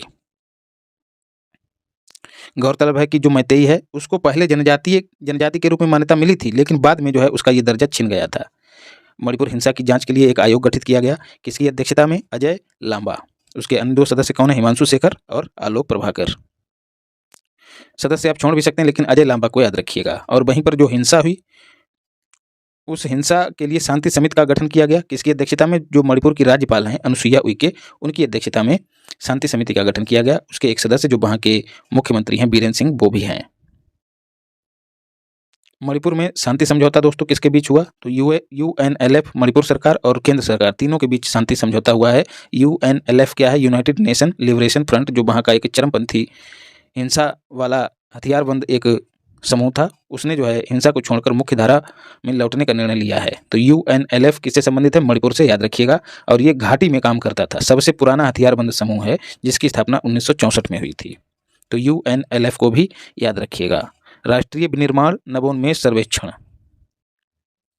जो है दोस्तों, नेशनल मैन्युफैक्चरिंग इनोवेशन सर्वे, जैसा कि नाम से ही जाहिर है कि जो नेशनल लेवल पर मैन्युफैक्चरिंग को अंजाम देने वाली जो यूनिट्स हैं, जो इकाइयां हैं, जो कंपनियां हैं, वो कितना इनोवेशन करती हैं, उसका सर्वे जो है वो किया जाएगा। इस सर्वे को कौन कौन करता है? तो भारत सरकार करती है। उसके साथ ही यूएन की एक संस्था है UNIDO, United Nation Industrial Development Organization, ये दोनों जो हैं इस सर्वेक्षण को करती हैं। इसका उद्देश्य आपको बता ही दिया है, जो कंपनियां हैं उनके नवाचार प्रदर्शन का मूल्यांकन करना है। तो बड़े राज्यों की श्रेणी में दोस्तों ऐसी कौन सी कंपनियां हैं जो ज़्यादा नवाचारों के लिए काम करती हैं? तो उसमें कर्नाटक पहले स्थान पे है, उत्तर प्रदेश को 8वां स्थान प्राप्त हुआ है, बिहार अंतिम स्थान पर है। भारत में जल निकायों की पहली बार गणना हुई है। जो भी ताल तलैया पोखर वगैरह हैं, उन सब की गणना पहली बार की गई है। किसने की है? केंद्रीय जल शक्ति मंत्रालय ने जो है इसको जारी किया है। और कहा है कि देश में कुल 24,540 जल निकाय हैं और इन 24,540 जल निकायों में वाटर बॉडीज में लगभग 97% ग्रामीण क्षेत्रों में है और महज 3% शहरी क्षेत्रों में है। सर्वाधिक वाटर बॉडीज वाले 5 राज्य कौन से हैं? पश्चिम बंगाल, दूसरे स्थान पर उत्तर प्रदेश, तीसरे स्थान पर आंध्र प्रदेश। इनको ग्रामीण और शहरी में बांट कर देखा गया है। शहरी क्षेत्रों में सर्वाधिक वाटर बॉडीज कहाँ है? पश्चिम बंगाल और तमिलनाडु दूसरे स्थान पे है, उत्तर प्रदेश चौथे स्थान पे है। ग्रामीण क्षेत्रों में पश्चिम बंगाल पहले स्थान पे, उत्तर प्रदेश दूसरे स्थान पे, आंध्र प्रदेश तीसरे स्थान पे। तो ग्रामीण वाला विशेष रूप से याद रखिएगा। जो मेन पॉइंट है वो ये है कि पश्चिम बंगाल दोनों ही मामलों में पहले स्थान पे है। उत्तर प्रदेश में जल निकायों की कुल संख्या कितनी है? तो 24, 50, 87 याद रखिएगा। और यहाँ पर भी लगभग 98% जो जल निकाय हैं वो ग्रामीण क्षेत्रों में हैं और 2% वो शहरी क्षेत्रों में हैं। तो पूरे भारत की बात करें तो 97% और 3% की बात हो रही है, लेकिन यूपी में जो है 98% और 2% की बात हो रही है। तो भ्रमित मत होइएगा। जल बजट को तैयार करने वाला पहला राज्य कौन बना है? केरल। इसका उद्देश्य क्या है? जल की आपूर्ति, जल के मोचन मतलब आपूर्ति और जल डिस्चार्ज जिसको कहते हैं, सप्लाई और डिस्चार्ज का मूल्यांकन जो है इस बजट के माध्यम से किया जाएगा ताकि जल प्रबंधन बेहतर हो सके। तो जो पिनराई विजयन है, जो वहाँ के सीएम, उन्होंने पहला जल बजट प्रस्तुत किया, याद रखिएगा। इतनी ही बात आपको याद रखनी है। संयुक्त राष्ट्र जल सम्मेलन 2023 मार्च 2023 में न्यूयॉर्क में संपन्न हुआ, याद रखिएगा। इससे पहले दोस्तों इस सम्मेलन में ताजिकिस्तान और नीदरलैंड ये दोनों सह मेजबान रहे, याद रखिएगा। 1977 में अर्जेंटीना में इससे पहले संयुक्त राष्ट्र जल सम्मेलन का आयोजन हुआ था, तब से जाकर अब हुआ है, इसलिए ये इम्पोर्टेंट है। राष्ट्रीय चिकित्सा उपकरण नीति 2023, ठीक है, भारत सरकार के सहयोग से हिमाचल प्रदेश, मध्य प्रदेश, तमिलनाडु और उत्तर प्रदेश, इन 4 राज्यों ने जो चिकित्सा उपकरण हैं उनसे संबंधित पार्क स्थापित करने की घोषणा की है, याद रखिएगा। कैसे याद रखना है? 3 प्रदेश जिनके नामों में प्रदेश है वो तीनों इसमें शामिल हैं, हिमाचल, मध्य प्रदेश और उत्तर प्रदेश। इकलौता तमिलनाडु है जिसमें प्रदेश नहीं जुड़ा हुआ है। तो कुल 4 जो हैं चिकित्सा उपकरण पार्क जो हैं स्थापित किए जाएंगे। नेशनल मेडिकल डिवाइस पॉलिसी 2023 को मोदी जी ने मंजूरी प्रदान की। इस नीति के तहत जो मेडिकल डिवाइसेस हैं उनके वैश्विक बाजार में अगले 25 वर्षों में 10 से 12% की हिस्सेदारी प्राप्त करने का लक्ष्य रखा गया है। इससे ज़्यादा महत्वपूर्ण यह है कि 2030 तक जो मेडिकल डिवाइसेस हैं जिनका जो व्यापार है दोस्तों वो 11 बिलियन अमेरिकी डॉलर का है, उसको 2030 तक बढ़ाकर 50 बिलियन अमेरिकी डॉलर करने का लक्ष्य रखा गया है।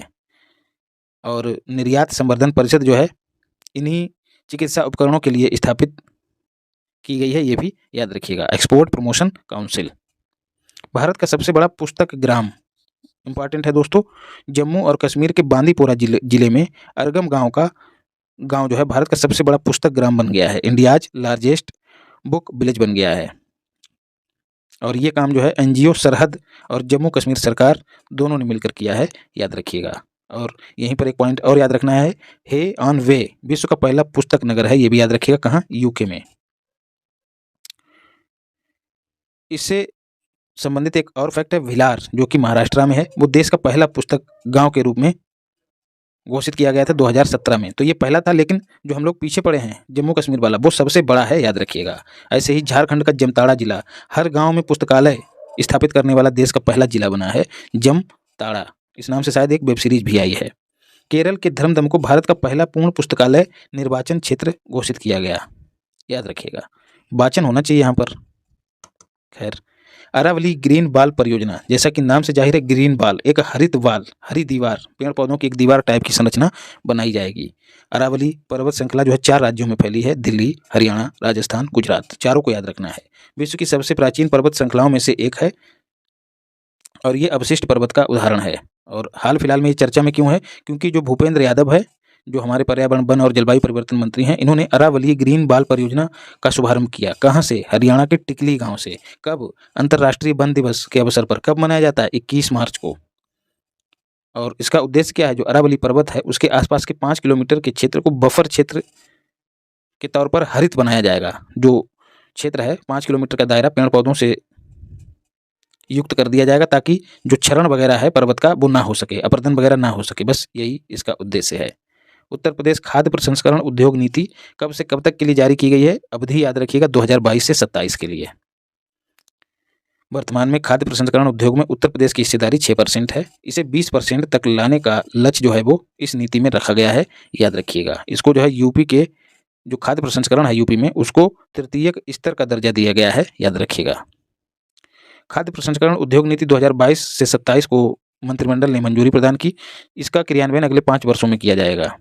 आपको ऊपर ही बता दिया है।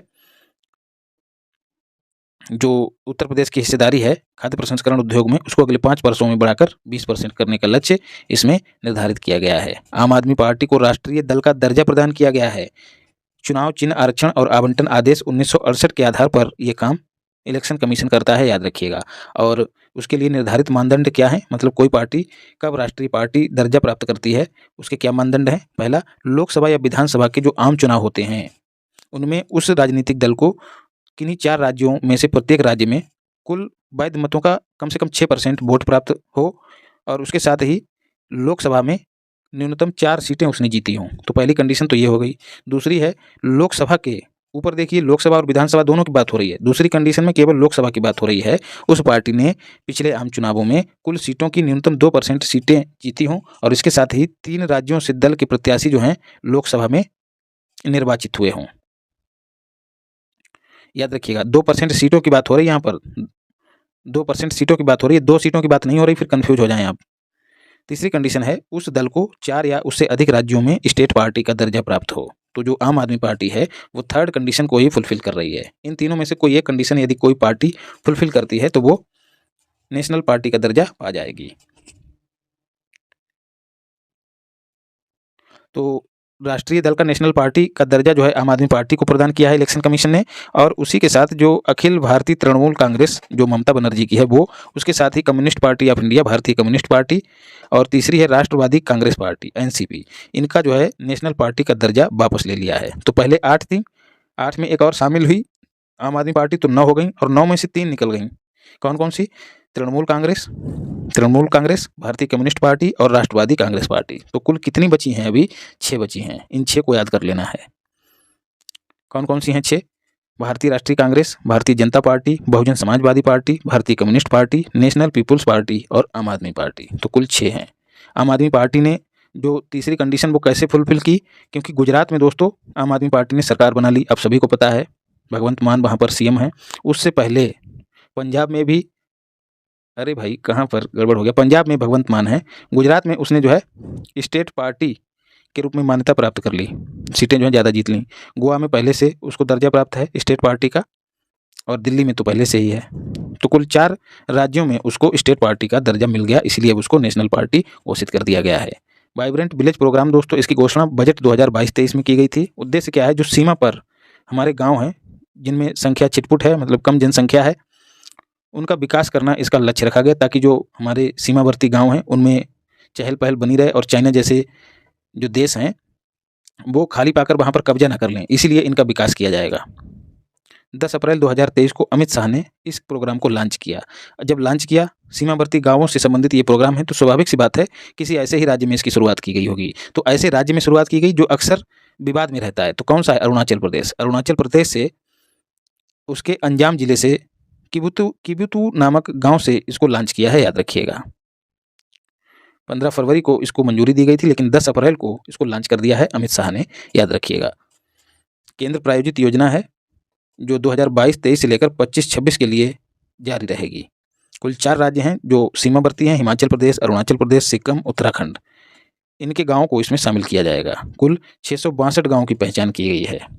मूल स्थान पर रहने के लिए लोगों को प्रोत्साहित किया जाएगा ताकि उनका पलायन रुक सके, और जब पलायन रुकेगा तो हमारी सीमा सुरक्षा जो है वो बढ़ेगी। मेघालय, नागालैंड, त्रिपुरा, इन तीनों राज्यों में विधानसभा चुनाव हुए हैं। तीनों की सीटें आपको याद रखनी हैं। और मुख्यमंत्री, मेघालय दोस्तों कुल 60 सीटें हैं। कोनराड संगमा जो हैं नेशनल पीपल्स पार्टी से संबंधित हैं, जिसको राष्ट्रीय पार्टी का दर्जा भी प्राप्त है, वो यहाँ के सीएम बने हैं, याद रखिएगा। और उप मुख्यमंत्री बनने का तो चलन ही चल गया है। इक्का दुक्का राज्य अगर छोड़ दिया जाए तो लगभग जितने भी राज्यों में चुनाव हुए हैं सब में कोई ना कोई उप मुख्यमंत्री बना है। नागालैंड की बात करें तो कुल 60 सीटें, और 60 सीटें जीत कर दोस्तों नेशनल डेमोक्रेटिक प्रोग्रेसिव पार्टी ने जो है भारतीय जनता पार्टी के साथ मिलकर सरकार बनाई है। और इसी चुनाव में नागालैंड में ही कोजेतो केनिमी इनको छोड़िएगा, यहाँ पर पहली बार कोई महिला विधायक निर्वाचित हुई हैं, उनका नाम क्या है? जखालू, हेकानी जखालू। इसके साथ ही एक और महिला चुनी गई हैं, उनका नाम है सलाहो तुआनु क्रूज। तो कुछ याद ना रहे, जखालू याद रखिएगा और क्रूज, ये 2 पहली बार महिलाएं जो हैं वो विधायक बनी हैं। कहाँ? नागालैंड में। तो नागालैंड में भी 60 सीटें हैं और मेघालय में भी 60 सीटें हैं, और इसके साथ ही दोस्तों त्रिपुरा में भी कुल 60 सीटें हैं। तो तीनों राज्यों में 60-60 सीटें हैं। तो नागालैंड में जो मुख्यमंत्री बने हैं वो कौन बने हैं? नेफ्यू रियो, याद रखिएगा। त्रिपुरा की बात करें तो यहाँ पर भी 60 सीटें हैं, और यहाँ पर माणिक साहा जो हैं वो मुख्यमंत्री बने हैं। किस पार्टी से हैं? तो Indigenous People's Front of Tripura, ये बहुमत प्राप्त करने वाली पार्टी है, लेकिन बीजेपी की सहयोगी है। India justice report most important है दोस्तों। उद्देश्य क्या है? वही किस तरह से नागरिकों को जस्टिस प्राप्त होता है राज्यों में, उसका आकलन करने के आधार पर इस रिपोर्ट को जारी किया गया है। 2023 अप्रैल में इसको जारी किया गया। ये 3रा संस्करण है। इसको कौन जारी करता है? दक्ष और छोटे मोटे और जो संस्थान हैं, जस्टिस और ये विधि सेंटर वगैरह, ये सब मिलकर इसको तैयार करते हैं। दक्ष का नाम याद रखिएगा। ये 3रा संस्करण है। अब सवाल बनता है, पहला संस्करण कब लॉन्च हुआ था? 2019 में। और 2019 में ही दोस्तों फास्ट ट्रैक की अवधारणा लाई गई थी। ये आपको घटनासार में बताया है। फास्ट ट्रैक जो कोर्ट हैं उनकी अवधारणा लाई गई थी, और हाल ही में मोदी जी ने उस परियोजना को जो है अगले 3 साल तक जारी रखने का निर्णय लिया है। ये भी याद रखिएगा। भारतीय राज्यों को न्याय तक पहुंच और उनकी क्षमता के अनुसार रैंक प्रदान की जाती है इंडियन जस्टिस रिपोर्ट में। 2 राज्यों में, 2 श्रेणियों में, बड़े राज्यों में और छोटे राज्यों में बांटकर जो है ये रैंक प्रदान की जाती है। कुल कितने संकेतक? ये भी याद रखना, 102 संकेतक शामिल किए जाते हैं। पहला स्थान कर्नाटक को प्राप्त हुआ है। हमारा उत्तर प्रदेश जो है वो अंतिम पायदान पे है, 18वीं रैंक उसको मिली है, याद रखिएगा। तमिलनाडु दूसरे स्थान पे है। तो कर्नाटक और तमिलनाडु ये पहले और दूसरे स्थान पे हैं। बिहार वाले देख लें, बिहार को 16वां स्थान प्राप्त हुआ है। उत्तर प्रदेश से बेहतर स्थिति में है। 17वां स्थान पश्चिम बंगाल को, और 18वां और अंतिम स्थान उत्तर प्रदेश को प्राप्त हुआ है। MV गंगा विलास दोस्तों एक विश्व का सबसे बड़ा लंबा नदी क्रूज है। एक जहाज है टाइटैनिक जैसा, मजेदार जहाज, ठीक है, लोगों को यात्रा कराने के लिए जहाज है। राष्ट्रीय जलमार्ग अधिनियम 2016, कुछ बेसिक चीज़ें देख लेते हैं। राष्ट्रीय जलमार्ग अधिनियम 2016 कब लागू किया गया? 12 अप्रैल 2016 को। देश में कुल कितने जलमार्ग हैं? तो 111 जलमार्ग हैं, याद रखिएगा। 106 नए हैं, 5 पहले से चल रहे हैं। अब जो बात है वो करंट अफेयर्स की देखते हैं। क्या? प्रधानमंत्री नरेंद्र मोदी ने वीडियो कॉन्फ्रेंसिंग के माध्यम से विश्व के सबसे लंबे नदी क्रूज को झंडी दिखाई। कब? 13 जनवरी को, याद रखिएगा। योगी जी ने झंडी नहीं दिखाई है। कहाँ से कहाँ तक? तो बनारस से वाराणसी से कहाँ तक? असम के डिब्रूगढ़ जिले के बोगीबील तक, याद रखिएगा। कुल कितनी यात्रा की इसने? 3200 किलोमीटर। कौन कौन से जलमार्गों पर यात्रा की? तो राष्ट्रीय जलमार्ग संख्या 1 जो कि हल्दिया से प्रयागराज, और राष्ट्रीय जलमार्ग संख्या 2 जो कि धुबरी से सादिया तक है, ठीक है। राष्ट्रीय जलमार्ग संख्या 2 जो है वो पूर्णतः ब्रह्मपुत्र नदी में है, याद रखिएगा। तो इन 2 जलमार्गों के माध्यम से 3200 किलोमीटर की यात्रा जो है वो MV गंगा विलास ने पूरी की, और इस दौरान ये 27 नदी प्रणालियों से होकर गुजरा, याद रखिएगा। इसका संचालन जो है निजी कंपनी अंतारा रिवर्स क्रूज के द्वारा किया गया है। इसकी लंबाई 62.5 मीटर, चौड़ाई 12.8 मीटर, याद रखिएगा। क्षेत्रीय भाषा में निर्णय देने वाला पहला उच्च न्यायालय कौन बना है? तो केरल उच्च न्यायालय बना है। कुछ बेसिक चीज़ें देख लेते हैं। संविधान की 8वीं अनुसूची में कुल कितनी क्षेत्रीय भाषाएं हैं? 22 क्षेत्रीय भाषाएं। इन्हीं भाषाओं में निर्णय देने वाला जो उच्च न्यायालय बना है वो कौन बना है? केरल उच्च न्यायालय। D.वाई. चंद्रचूड़ जी ने सर्वोच्च न्यायालय और उच्च न्यायालयों के निर्णयों को क्षेत्रीय भाषाओं में प्रकाशित करने पर पहले जोर दिया था, तो उसी क्रम में केरल उच्च न्यायालय ने ऐसा किया है। उच्चतम न्यायालयों के निर्णयों को क्षेत्रीय भाषा में, सुप्रीम कोर्ट की बात हो रही है, अनुवादित करने के लिए एक समिति का गठन किया गया था। किनकी अध्यक्षता में? अभय ओका, ये भी याद रखिएगा। तो केरल ने दोस्तों किस भाषा में निर्णय प्रकाशित किया? तो मलयालम में, याद रखिएगा। और ये जो 22 भाषाएं हैं ना जो 8वीं अनुसूची में शामिल हैं, इनमें अंग्रेजी शामिल नहीं है। अक्सर भ्रमित करने के लिए क्वेश्चन पूछ लिया जाता है। अंग्रेजी और भोजपुरी दोनों शामिल नहीं हैं। फिर ताव में आके कर दो, भोजपुरी वाले तो कर ही देंगे। हुबली जंक्शन दोस्तों विश्व का सबसे लंबा रेलवे प्लेटफॉर्म इस जंक्शन पर घोषित किया गया है। सिद्धारूढ़ा स्वामी हुबली जंक्शन इसका पूरा नाम है। दक्षिण पश्चिमी रेलवे मंडल का यह हिस्सा है, याद रखिएगा। कर्नाटक के धारवाड़ जिले में स्थित है। इसकी जो प्लेटफॉर्म संख्या 8 है उसको विश्व का सबसे लंबा प्लेटफॉर्म घोषित किया गया है, जिसके चलते इसे गिनीज वर्ल्ड रिकॉर्ड्स में शामिल किया गया है। मोदी जी के द्वारा इस प्लेटफॉर्म का उद्घाटन किया गया है। इसकी लंबाई आपको याद रखनी है 1507 मीटर। इससे पहले दोस्तों गोरखपुर रेलवे स्टेशन था, जिसकी लंबाई रेलवे स्टेशन का प्लेटफॉर्म था जिसकी लंबाई थी 1366.33 मीटर।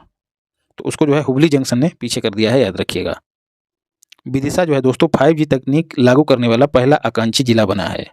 बेसिक चीज़ें देख लेते हैं। 112 सर्वाधिक अल्प विकसित ऐसे जिले जो बहुत कम विकसित हुए हैं, उनको विकसित करने के उद्देश्य से मोदी जी ने 2018 में आकांक्षी जिला कार्यक्रम शुरू किया।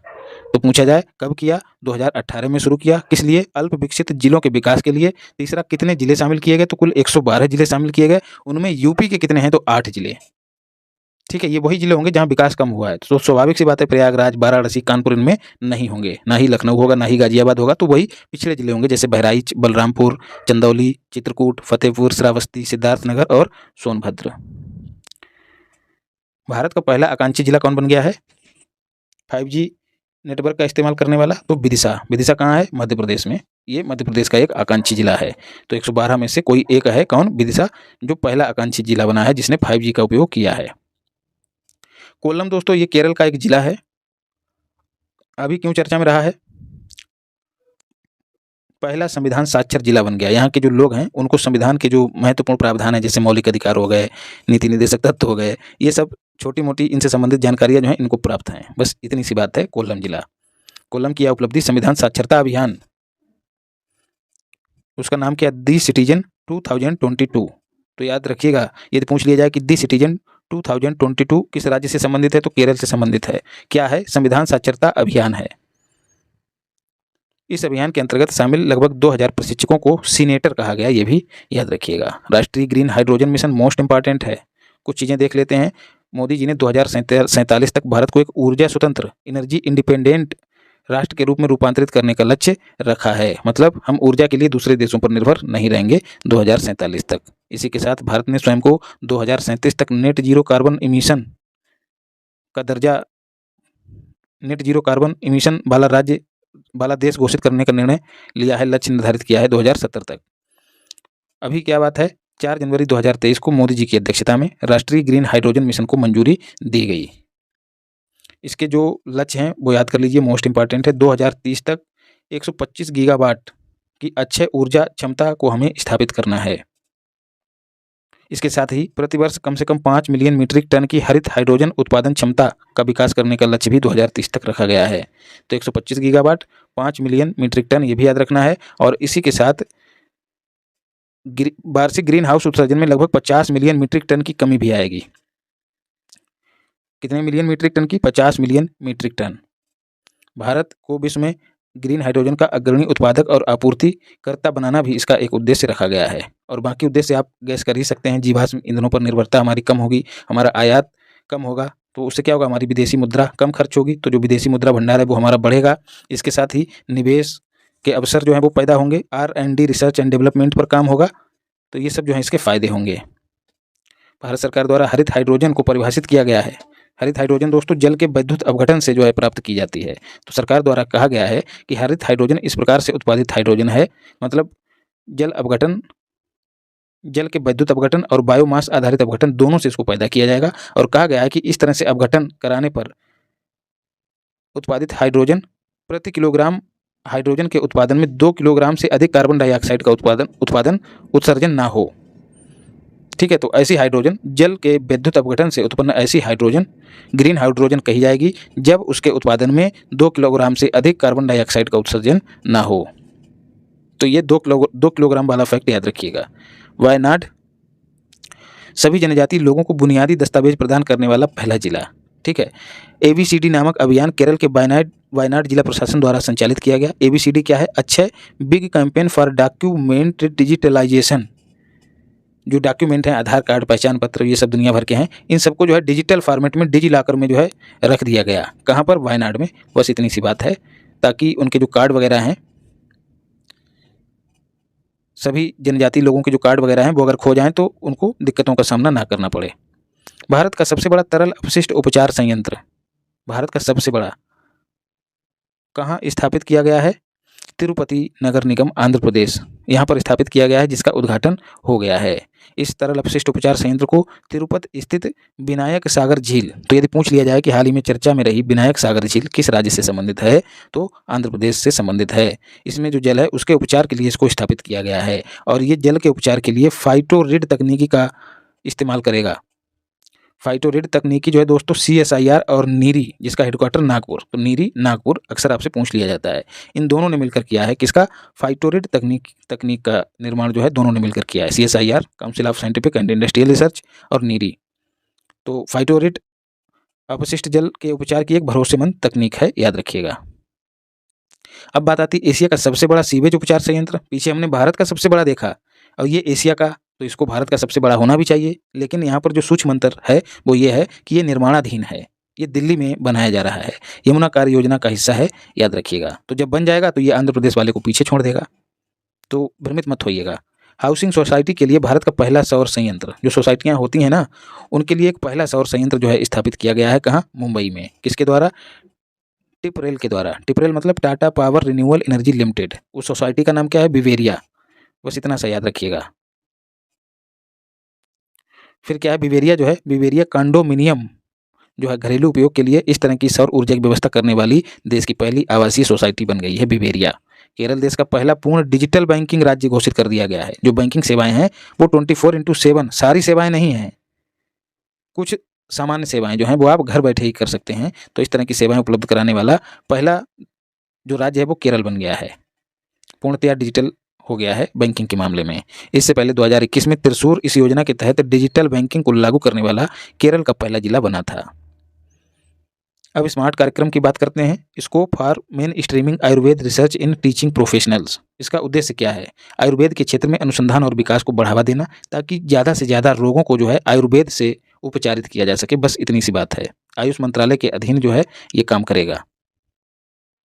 तो इस तरह से दोस्तों हम लोगों ने राष्ट्रीय घटनाक्रम को कंप्लीट कर लिया है। अब अगला हिस्सा जो है अंतर्राष्ट्रीय घटनाक्रम का होगा। तो वीडियो अच्छी लगी हो तो लाइक भी कीजिएगा और लोगों तक शेयर भी कीजिएगा। और चलते फिरते जहाँ भी जाएं, बस में, कहीं और बैठे हैं, किसी के घर गए हैं, तो मोबाइल निकालिए, PDF को खटाखट जो हाईलाइटेड पॉइंट हैं उनको रिवाइज कर लीजिए। मोबाइल से कैसे रिवाइज करना है? चल रहे हैं तो कान में ठूठी लगा लिए और सुनते जा रहे हैं, बस में हैं तो सुनते जा रहे हैं या फिर देखते जा रहे हैं।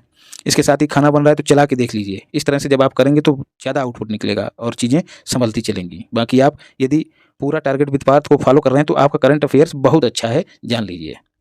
तो चैनल को ज़्यादा से ज़्यादा लोगों तक शेयर कीजिएगा, वीडियो को भी शेयर कीजिएगा।